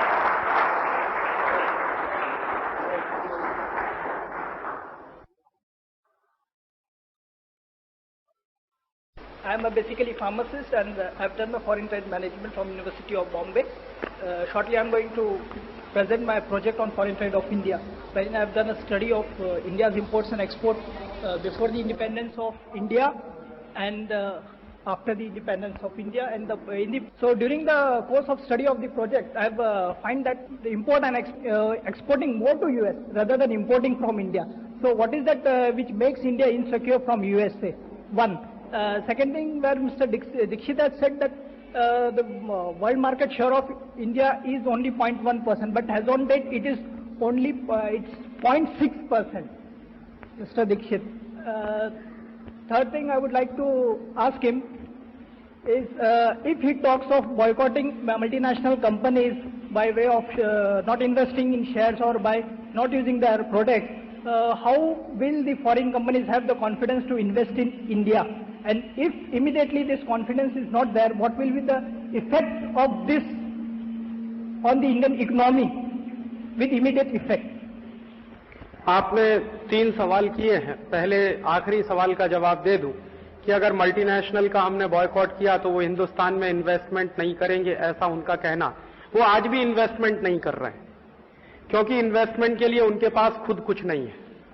अमेरिकन मार्केट में रिसेशन इतना जबरदस्त है कि उनको अपना रिसेशन दूर करने के लिए कैपिटल की जरूरत है। इसलिए हिंदुस्तान में पिछले 7 वर्षों में जो एफडीआई आया, फॉरेन डायरेक्ट इन्वेस्टमेंट आया, वो मुश्किल से 20,000 करोड़ रुपए के आसपास है। मुश्किल से 20,000 करोड़ रुपए के आसपास। ये क्यों हुआ है? इसके पीछे बिल्कुल स्पष्ट एक कारण है कि उनके पास आपके यहां इन्वेस्ट करने के लिए कुछ है नहीं। अगर होता तो वो अपना रिसेशन पहले दूर करेंगे, क्योंकि उनको मार्केट में पैसे की बहुत जरूरत है। इसलिए उनके इन्वेस्टमेंट पे भरोसा करना ये दुनिया की सबसे बड़ी बेवकूफी है। कोई भी देश फॉरेन इन्वेस्टमेंट पे डेवलप नहीं करता है, इंक्लूडिंग जापान।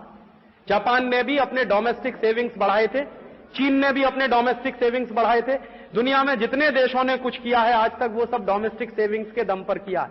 हम भी, मैंने आपसे कहा कि हमको मल्टीनेशनल के इन्वेस्टमेंट की जरूरत क्या है, जब हर साल हम 2 लाख करोड़ का डोमेस्टिक सेविंग्स कर रहे हैं।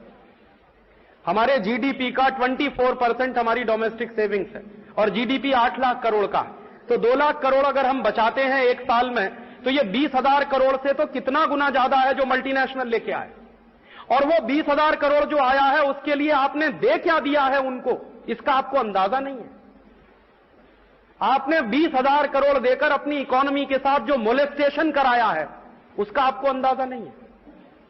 तो इसलिए फॉरेन इन्वेस्टमेंट पे जो लोग भरोसा करते हैं वो हमेशा धोखा खाते हैं, और है नहीं उनके पास।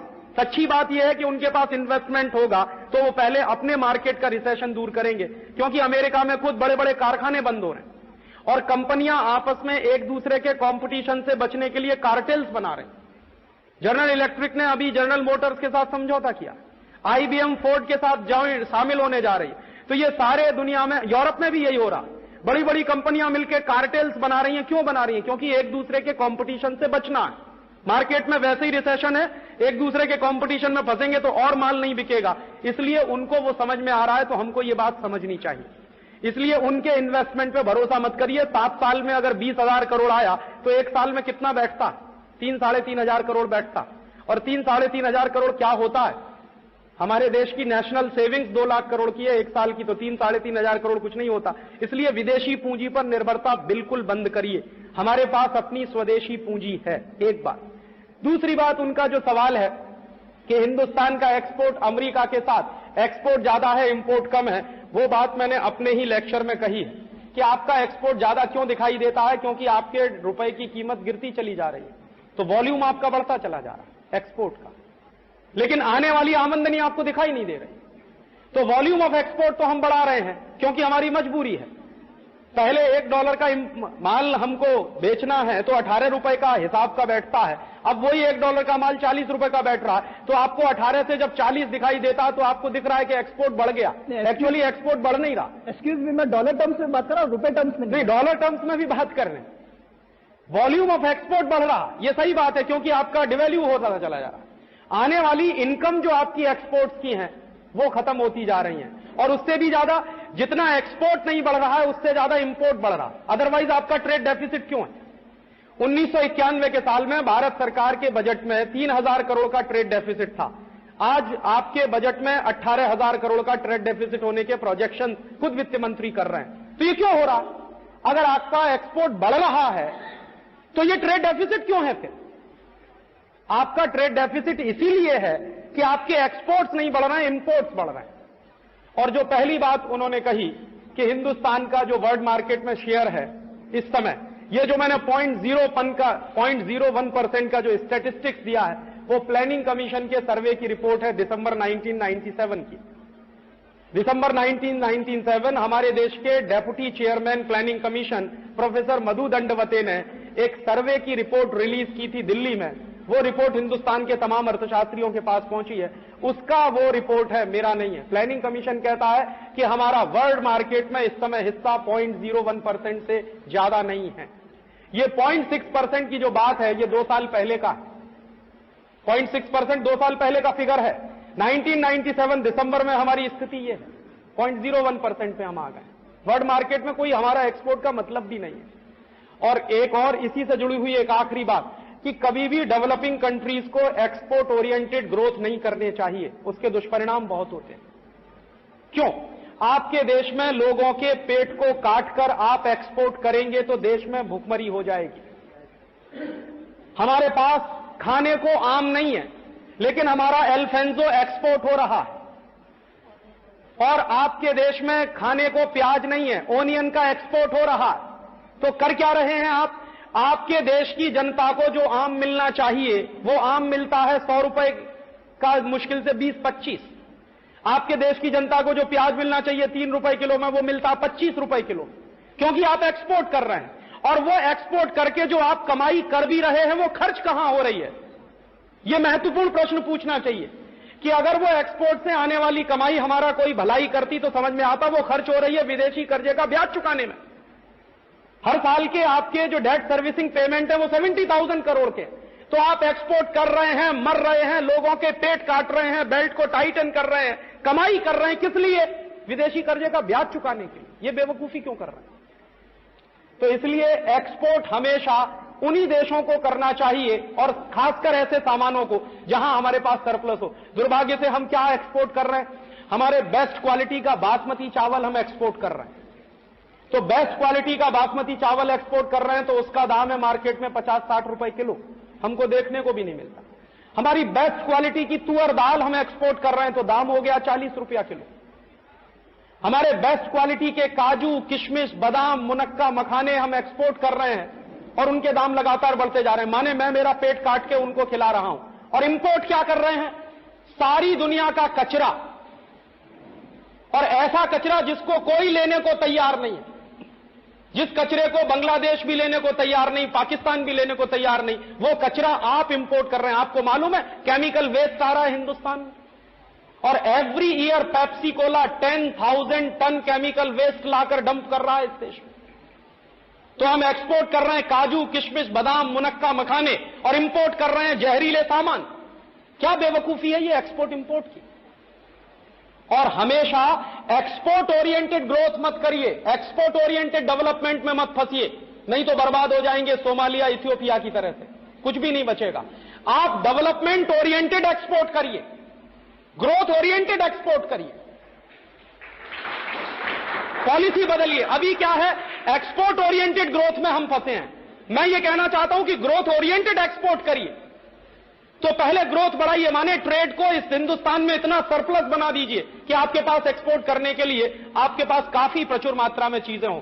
आप तो ट्रेड को खत्म करते जा रहे हैं, खत्म करते जा रहे हैं, मार्केट को खत्म करते चले जा रहे हैं, मार्केट से लोगों को आउट करते चले जा रहे हैं। माने ट्रेडिंग एक्टिविटीज धीरे धीरे जीरो होती चली जा रही है आपके मार्केट में। क्या एक्सपोर्ट करेंगे आप? है क्या आपके पास अब एक्सपोर्ट करने के लिए? इसलिए यह बेवकूफी किया है मनमोहन सिंह और चिदंबरम ने, एक्सपोर्ट ओरिएंटेड ग्रोथ में हमको फंसा दिया। उसी का नतीजा है कि प्याज का दाम 3 रुपए से 20 रुपया है, 25 रुपया है। अब आप भुगतते रहिए उसको। इसलिए आपको पॉलिसीज को हिंदुस्तान की जनता के हिसाब से बनाना चाहिए। और एक चीज और मैं कह दूं कि ग्लोबलाइजेशन और लिबरलाइजेशन अगर होगा भी तो किसको ध्यान में रखकर होगा? हिंदुस्तान की 70% जनता किसान है, गांव में रहती है। उसको देखकर अगर ग्लोबलाइजेशन और लिबरलाइजेशन करें तब तो समझ में आता। आप किसको देखकर लिबरलाइजेशन कर रहे हैं? मल्टीनेशनल को देखकर, जिनका टोटल इन्वेस्टमेंट कुछ भी नहीं है इस देश में। तो हमारे ग्लोबलाइजेशन और लिबरलाइजेशन के केंद्र में मल्टीनेशनल्स है, ना कि हिंदुस्तान का किसान। हिंदुस्तान का किसान बेचारा एक गांव से गेहूं लेकर दूसरे प्रदेश में जाकर बेच नहीं सकता, और कारगिल आएगा तो हिंदुस्तान के किसी भी गांव में उसको गेहूं बेचने का लाइसेंस मिला हुआ। तो आप लिबरलाइजेशन कर रहे हैं किसके लिए? विदेशियों के लिए? पहले अपने देश के लिए करिए। और हमेशा लिबरलाइजेशन होता है डोमेस्टिक।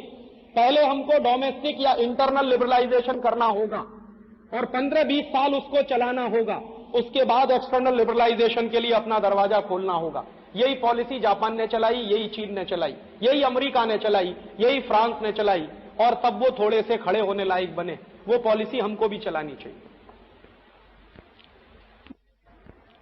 बट जो फॉरेन इन्वेस्टमेंट नहीं होने से जो डॉलर्स नहीं आएंगे, उसके लिए जो हमारे पोल है petrol, oil and lubricant imports, इसको हम कैसे कवर करें? इसको हम कम करेंगे। हिंदुस्तान में कारों का उत्पादन कम करवाइए। कोई जरूरत नहीं है हमको इतनी कारें चलाने की। और हिंदुस्तान में आप एक चीज और जान लीजिए कि 60% transportation of goods unorganised sector में है, माने बैलगाड़ी से होता है, ऊंट गाड़ी से होता है। सिर्फ 40% transportation of goods organised sector में है। तो कोशिश ये करिए कि आपका पेट्रोल और डीजल का कंजम्पशन कम से कम होता चला जाए, बजाय इसके कि हम डीजल पेट्रोल ज्यादा इस्तेमाल करें और विदेशों से कर्जा लेकर खरीदें। ये बेवकूफी है। आप डीजल पेट्रोल का इस्तेमाल कम करवाइए। और हिंदुस्तान में इतने फालतू के मल्टीनेशनल्स को गाड़ियां बनाने के लिए जो लाइसेंस मिला, इसकी कोई जरूरत नहीं। तो आप पेट्रोल और डीजल का कंजम्पशन कम करिए, ना कि उसके लिए आप डॉलर्स के चक्कर में फंसे और उसका कंजम्पशन बढ़ा के कर्जा लेकर आप पेट्रोल और डीजल चलाएं। ये बेवकूफी है।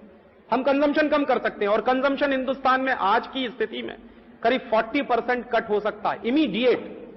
कैसे कट होगा? हिंदुस्तान के प्रधानमंत्री को एक गाड़ी से ज्यादा खरीदने का और इस्तेमाल करने का अधिकार नहीं होगा। और क्यों होगा? हॉलैंड का प्रधानमंत्री अगर साइकिल से चल सकता है तो हिंदुस्तान के प्रधानमंत्री को क्या परेशानी? मैंने हॉलैंड में प्रधानमंत्री को साइकिल से चलते देखा। हिंदुस्तान का प्रधानमंत्री चलता है तो 12 कार्स तो उसके साथ खाली चलती हैं, ताकि आतंकवादियों को यह बेवकूफ बनाया जा सके कि कौन सी कार में प्रधानमंत्री। 12 कारें खाली चलती हैं तो डीजल फूकता है, पेट्रोल फूकता। और हिंदुस्तान में डीजल और पेट्रोल का सबसे ज्यादा वेस्ट भारत सरकार खुद करती है। जितना कंजम्पशन है आपके मार्केट में डीजल और पेट्रोल का, उसका 60% सरकारी सेक्टर में है।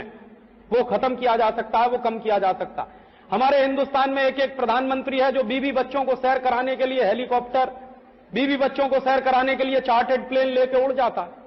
इसका मतलब क्या है? ये जो गैर जिम्मेदारी पैदा हुई है, आपको इस गैर जिम्मेदारी को खत्म करना पड़ेगा। हमको डीजल पेट्रोल के कंजम्पशन में कटौती लानी पड़ेगी। मैं तो चाहता हूं कि ऐसा हमको करें तो बहुत अच्छा है कि जितना हम प्रोड्यूस करते हैं उतना ही हम इस्तेमाल करें। टोटल कंजम्पशन का 60% हम प्रोड्यूस करते हैं आज भी, तो हम 60% ही कंज्यूम करेंगे, 40% कट करेंगे। हमारे देश में भी लोगों को साइकिल से चलना सीखना चाहिए। हमारे देश के प्रधानमंत्री और राष्ट्रपति को साइकिल से चलने में शर्म नहीं आनी चाहिए। मुझे नहीं शर्म आनी चाहिए, क्योंकि मैं देश की विदेशी मुद्रा बचा रहा हूं। साइकिल चला के मैं ना सिर्फ अपनी हेल्थ बना रहा हूं, बल्कि देश की विदेशी मुद्रा बचा रहा हूं। यह गौरव का भाव पैदा करना होगा हमको इस देश में, तो हमको लगेगा कि वो हम उस रास्ते पर जा सकेंगे, कोई मुश्किल नहीं आएगी उसमें। कहने का हिसाब से विदेशी पूंजी जहां बिल्कुल नहीं आती है, लेकिन स्टेट गवर्नमेंट और सेंट्रल गवर्नमेंट के मिनिस्टर्स और ऑफिशियल बार बार जो फिगर डिक्लेयर करते हैं इतनी करोड़ की फॉरेन इन्वेस्टमेंट यहाँ आई है, ये सरासर झूठ है। हाँ, इसमें एक टेक्निकल बात है जो हमको समझनी चाहिए। ये ministers, prime minister, finance minister क्या डिक्लेयर करते हैं? ये डिक्लेयर करते हैं कि इतने लाख करोड़ रुपए के हमने प्रपोजल सैंक्शन किए। आप ध्यान से पढ़िए, जब भी अखबार में कोई खबर आती है, जैसे इस महीने भारत सरकार के वित्त मंत्रालय ने कहा कि 36,000 करोड़ रुपए के विदेशी पूंजी के प्रपोजल हमने साइन किए, सैंक्शन किए, तो हिंदुस्तान में लाखों करोड़ रुपए के एमओयू साइन होते हैं हर साल, लेकिन एक्चुअल इन्वेस्टमेंट कितना है यह ध्यान करने की जरूरत है। सच्चाई क्या होती है कि जो आपने एमओयू साइन कर दिए हैं, जरूरी नहीं है कि वो इन्वेस्टमेंट आ ही जाएगा। उसका रेशियो क्या है मैं आपको बताऊं। वो रेशियो ये है कि हिंदुस्तान में पिछले 7 वर्षों में जो टोटल इन्वेस्टमेंट के प्रपोजल्स आए वो करीब 2-2.5 लाख करोड़ के आसपास के हैं, और एक्चुअल इन्वेस्टमेंट है 20,000 करोड़। एमओयू साइन होते हैं, वो विड्रॉ कर लेते हैं। लेटर ऑफ इंटेंट इशू होने के समय तक बहुत सारे प्रपोजल्स आपके देश से बाहर चले जाते हैं। तो कभी भी इस गलतफहमी का शिकार मत होइए। प्रपोजल साइन होने का माने ये नहीं है कि वो पूंजी आ गई है।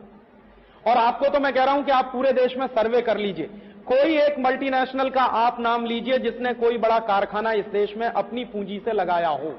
एक कंपनी का नाम बता दीजिए 7 साल में। जितनी कंपनियां हैं उन्होंने हिंदुस्तानी लोगों की पार्टनरशिप में जो ऑलरेडी कारखाने चलते थे उसी में इक्विटी लगाई है। एक भी कंपनी ने कारखाना खड़ा नहीं किया इस देश में। मतलब बहुत साफ है, उनके पास पूंजी है भी नहीं और उनका इंटरेस्ट भी नहीं है आपके देश में। उनके इंटरेस्ट इतने हैं कि कम से कम इन्वेस्टमेंट करके ज्यादा से ज्यादा कितना लूट लें। जैसे पेप्सी कोला है, एक भी बॉटलिंग प्लांट पेप्सी कोला ने खड़ा नहीं किया, सारे के सारे हमारे बॉटलिंग प्लांट हैं जिनको उन्होंने ले लिया। कोका कोला ने एक भी बॉटलिंग प्लांट नहीं बनाया। पार्ले ग्रुप के जितने बॉटलिंग प्लांट हैं वो कोका कोला के पास चले गए। तो एक्चुअल वो कुछ भी खड़ा नहीं कर रहे हैं। जनरल मोटर्स ने किया क्या? हिंदुस्तान मोटर्स के कारखानों पे कब्जा किया, और क्या किया है उन्होंने? एक भी मल्टीनेशनल ऐसा नहीं है जिसने पिछले 7 वर्षों में कुछ खड़ा किया हो इस देश में। मैं तो क्लोजली मॉनिटर कर रहा हूं कि देखें कोई आता है क्या करता है। वो कुछ नहीं कर रहे हैं, वो जॉइंट वेंचर में आ रहे हैं, आपके कंधे पर रख के बंदूक चला रहे हैं, क्योंकि उनको भरोसा नहीं है। उनको मालूम है कि हिंदुस्तान में कार बिक नहीं सकती ज्यादा, उनको मालूम है। तो सीएलओ ने एक रात में 1.5 लाख 2 लाख रुपया दाम गिरा दिया अपनी कार का। 7 लाख रुपए से 4.5 लाख पे आ गए, तो भी नहीं बिकेगी वो, क्योंकि हिंदुस्तान की जनता में आप 20 करोड़ परिवार हैं, 20 करोड़ कार खरीदवा नहीं सकते हिंदुस्तान के लोग। और गलती से खरीद भी ली तो हिंदुस्तान की सड़कों की कुल लंबाई इतनी नहीं है जिस पे 20 करोड़ कार खड़ी की जा सके, वो समुद्र में ले जानी पड़ेगी आप। कोई और क्वेश्चन? हाँ जी, इसमें खर्चा बहुत होगा। इसमें जो कुल खर्चा होगा, अभी तो हम क्या कर रहे हैं कि पिटीशन ड्राफ्टिंग ही चल रहा है, और उस पिटीशन को ड्राफ्ट करने में ही ऐसे खर्चे हो रहे हैं जिनकी हमें कभी कल्पना नहीं थी। हम क्या कर रहे हैं कि दुनिया के ऐसे तमाम देशों के बारे में हमने केस स्टडीज करना शुरू किया। तो ऐसे 70 देश हैं दुनिया में जो कॉलेप्स हुए हैं due to globalisation and liberalisation. तो सुप्रीम कोर्ट के सामने हम वो स्टडी पेश करना चाहते हैं। कि हमारे देश में ये बर्बादी होगी, वो कोर्ट पूछेगा कि आपको ऐसा क्यों लगता है कि ये बर्बादी होगी। तो हम ये सिद्ध करना चाहते हैं कि ये 70 देश बर्बाद हो चुके हैं इस रास्ते पर जाके। तो हमको उन सभी देशों के स्टैटिस्टिक्स इकट्ठे करने पड़ रहे हैं और उसके लिए बहुत सारी इंटरनेशनल एजेंसियों से हमको मदद लेनी पड़ रही। कुछ एजेंसियां हैं जो थोड़े से दोस्ती के भाव में मदद कर रही हैं, लेकिन बाकी सभी एजेंसियां प्रोफेशनल्स हैं। तो छोटी छोटी इंफॉर्मेशन लेने के लिए भी पैसे हम लोगों को खर्च करने पड़ जाते हैं। तो एक तो खर्चे ही हैं। फिर दूसरा, जब डिबेट चलेगी तो हिंदुस्तान के बेहतरीन से बेहतरीन दिमाग को हम वहां खड़ा करना चाहते हैं। तो कुछ वकील हैं जो कहते हैं कि ठीक है हम लड़ेंगे, लेकिन कुछ वकील हैं जो कहते हैं कि अगर ये केस हमको लड़ना है तो हमको 6 महीने की प्रैक्टिस छोड़नी पड़ेगी। ईमानदारी से वो कहते हैं कि ये इतना डीप है, इतना गहरा है कि इसको जब तक पूरा ऊपर से नीचे समझा नहीं जाएगा हम आर्ग्यू नहीं कर सकते कोर्ट में।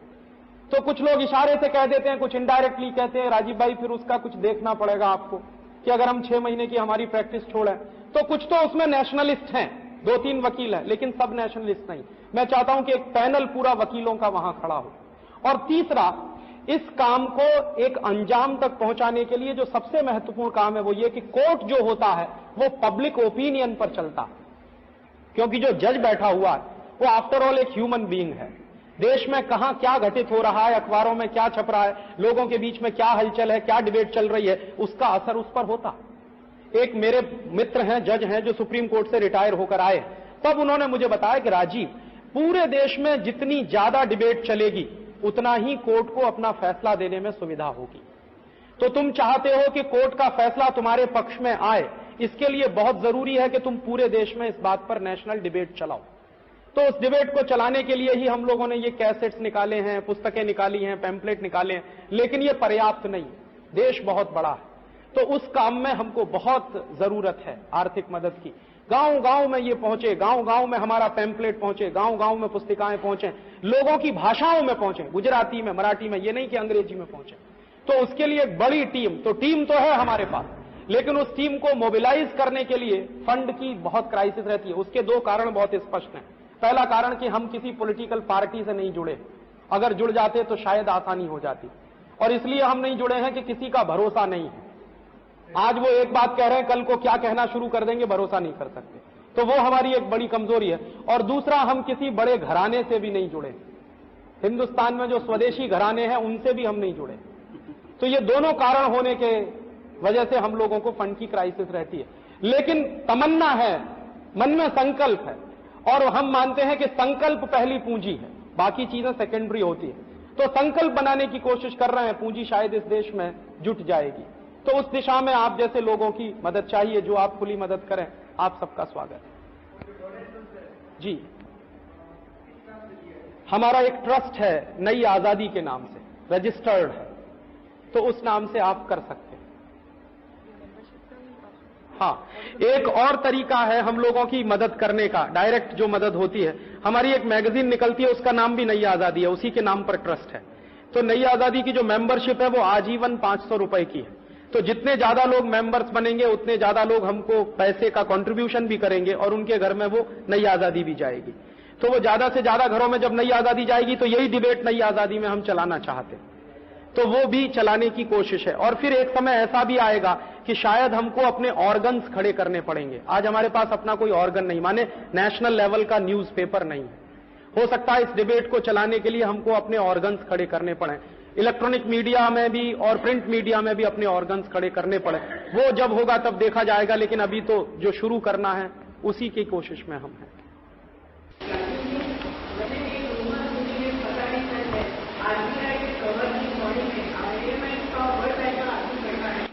ये र्यूमर, ये बिल्कुल सच है जी, बिल्कुल सच है। एक नहीं है, 6 लोग हैं। मैं नाम बता सकता हूं, लेकिन मेरी एक मजबूरी है कि आप कहीं परेशानी में ना फंस जाएं। मुझे डर नहीं लगता नाम लेने में।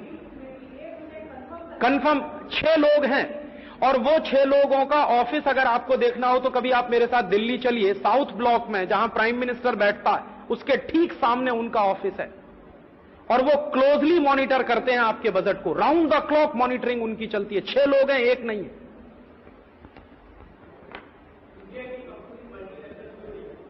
है जी, हाँ, क्यों नहीं हो रही है? उसके दो कारण हैं। पहला सबसे स्पष्ट कारण है कि आपके देश में आपको काम करने के लिए 14-15% के इंटरेस्ट पर लोन लेना पड़ता और मल्टीनेशनल कंपनियों को काम करने के लिए 3-4% पर लोन मिल जाता है। सबसे बड़ा कारण है कि आपके देश में इंटरेस्ट के रेट दुनिया में सबसे ऊंचे हैं इस समय भी। सबसे बड़ा कारण यह है। अब आप उससे तुलना कर लीजिए अपनी कि कोई कंपनी आई है, उसको 3% इंटरेस्ट पे $100 बिलियन मिलेगा और आपको 15% के इंटरेस्ट पे अगर $1 बिलियन भी मिलेगा, तो आप कल्पना कर लीजिए कि आप दौड़ेंगे कैसे। एक बात। दूसरी बात, हर मल्टीनेशनल के सपोर्ट में उनके देशों की सरकारें खड़ी हुई हैं। दुर्भाग्य से ये हमारे देश में नहीं है। आपको मैं बता दूं, एक छोटा सा केस हुआ एनरॉन का, पूरी अमेरिकन गवर्नमेंट हिंदुस्तान में खड़ी हो गई आके। जैसे ही यहां यह हुआ कि एनरॉन का एग्रीमेंट कैंसिल किया जाएगा, अमेरिका का ट्रेड रिप्रेजेंटेटिव, अमेरिका का कॉमर्स सेक्रेटरी, अमेरिका का फॉरेन ट्रेड सेक्रेटरी सब हिंदुस्तान में आके हाजिर हो गए। सिर्फ एक एनरॉन, और एनरॉन प्राइवेट कंपनी है, अमेरिकन पब्लिक सेक्टर की कंपनी नहीं है। तो अमेरिका की एक कंपनी के लिए पूरी गवर्नमेंट खड़ी है प्रोटेक्शन के लिए। आपके देश में ऐसा नहीं है।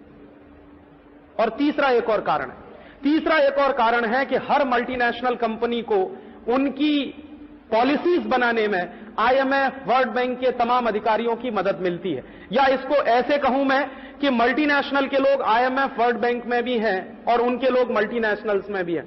म्यूचुअल हर इंफॉर्मेशन उनको मिलती रहे। जैसे मैं आपको एक उदाहरण दूं, आईएमएफ को पता था कि हिंदुस्तान में 1 जुलाई 1991 को 23% डिवेल्युएशन होगा।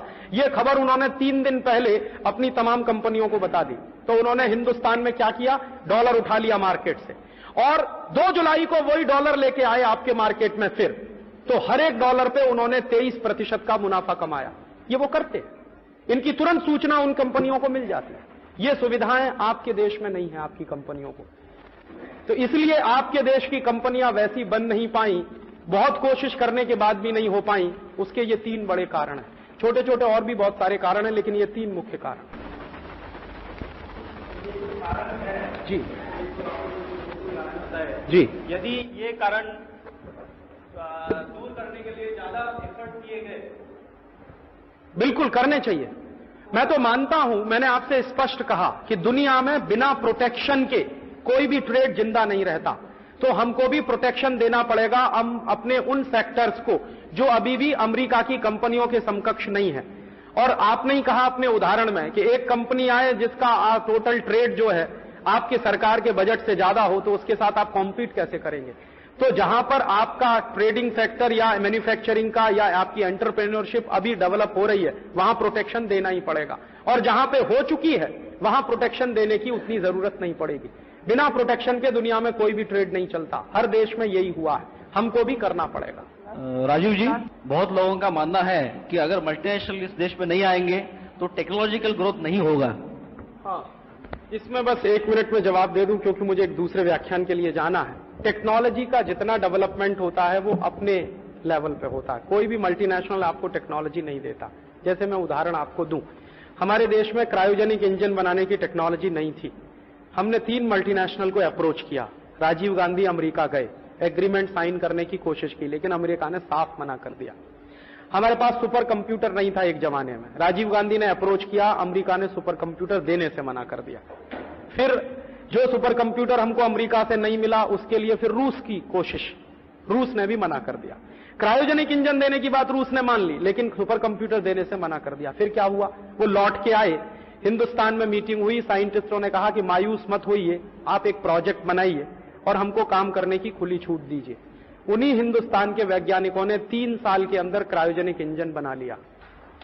और शायद इस साल आप देखेंगे कि हमारे जो सैटेलाइट छोड़े जाएंगे वो हमारे बनाए हुए क्रायोजेनिक इंजन के होंगे। और आज मुझे इस बात में गर्व है क्योंकि मैं टेलीकम्युनिकेशन में काम करने वाला आदमी रहा। हिंदुस्तान में 100% इंडिजिनस टेक्नोलॉजी से सैटेलाइट्स बन रहे हैं, कोई मल्टीनेशनल नहीं आया। हमारे यहां 250 किलोमीटर से लेकर 5000 किलोमीटर की मार करने वाली मिसाइल्स बनाई हैं।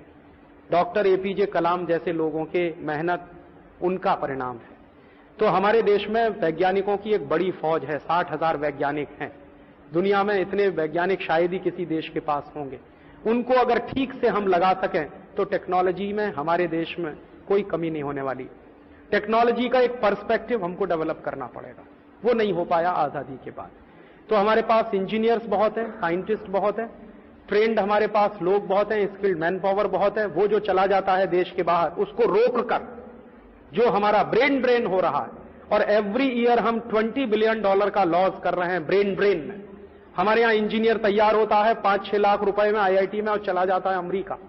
हमारे यहां डॉक्टर तैयार होता है 8-10 लाख रुपए में, चला जाता है कनाडा।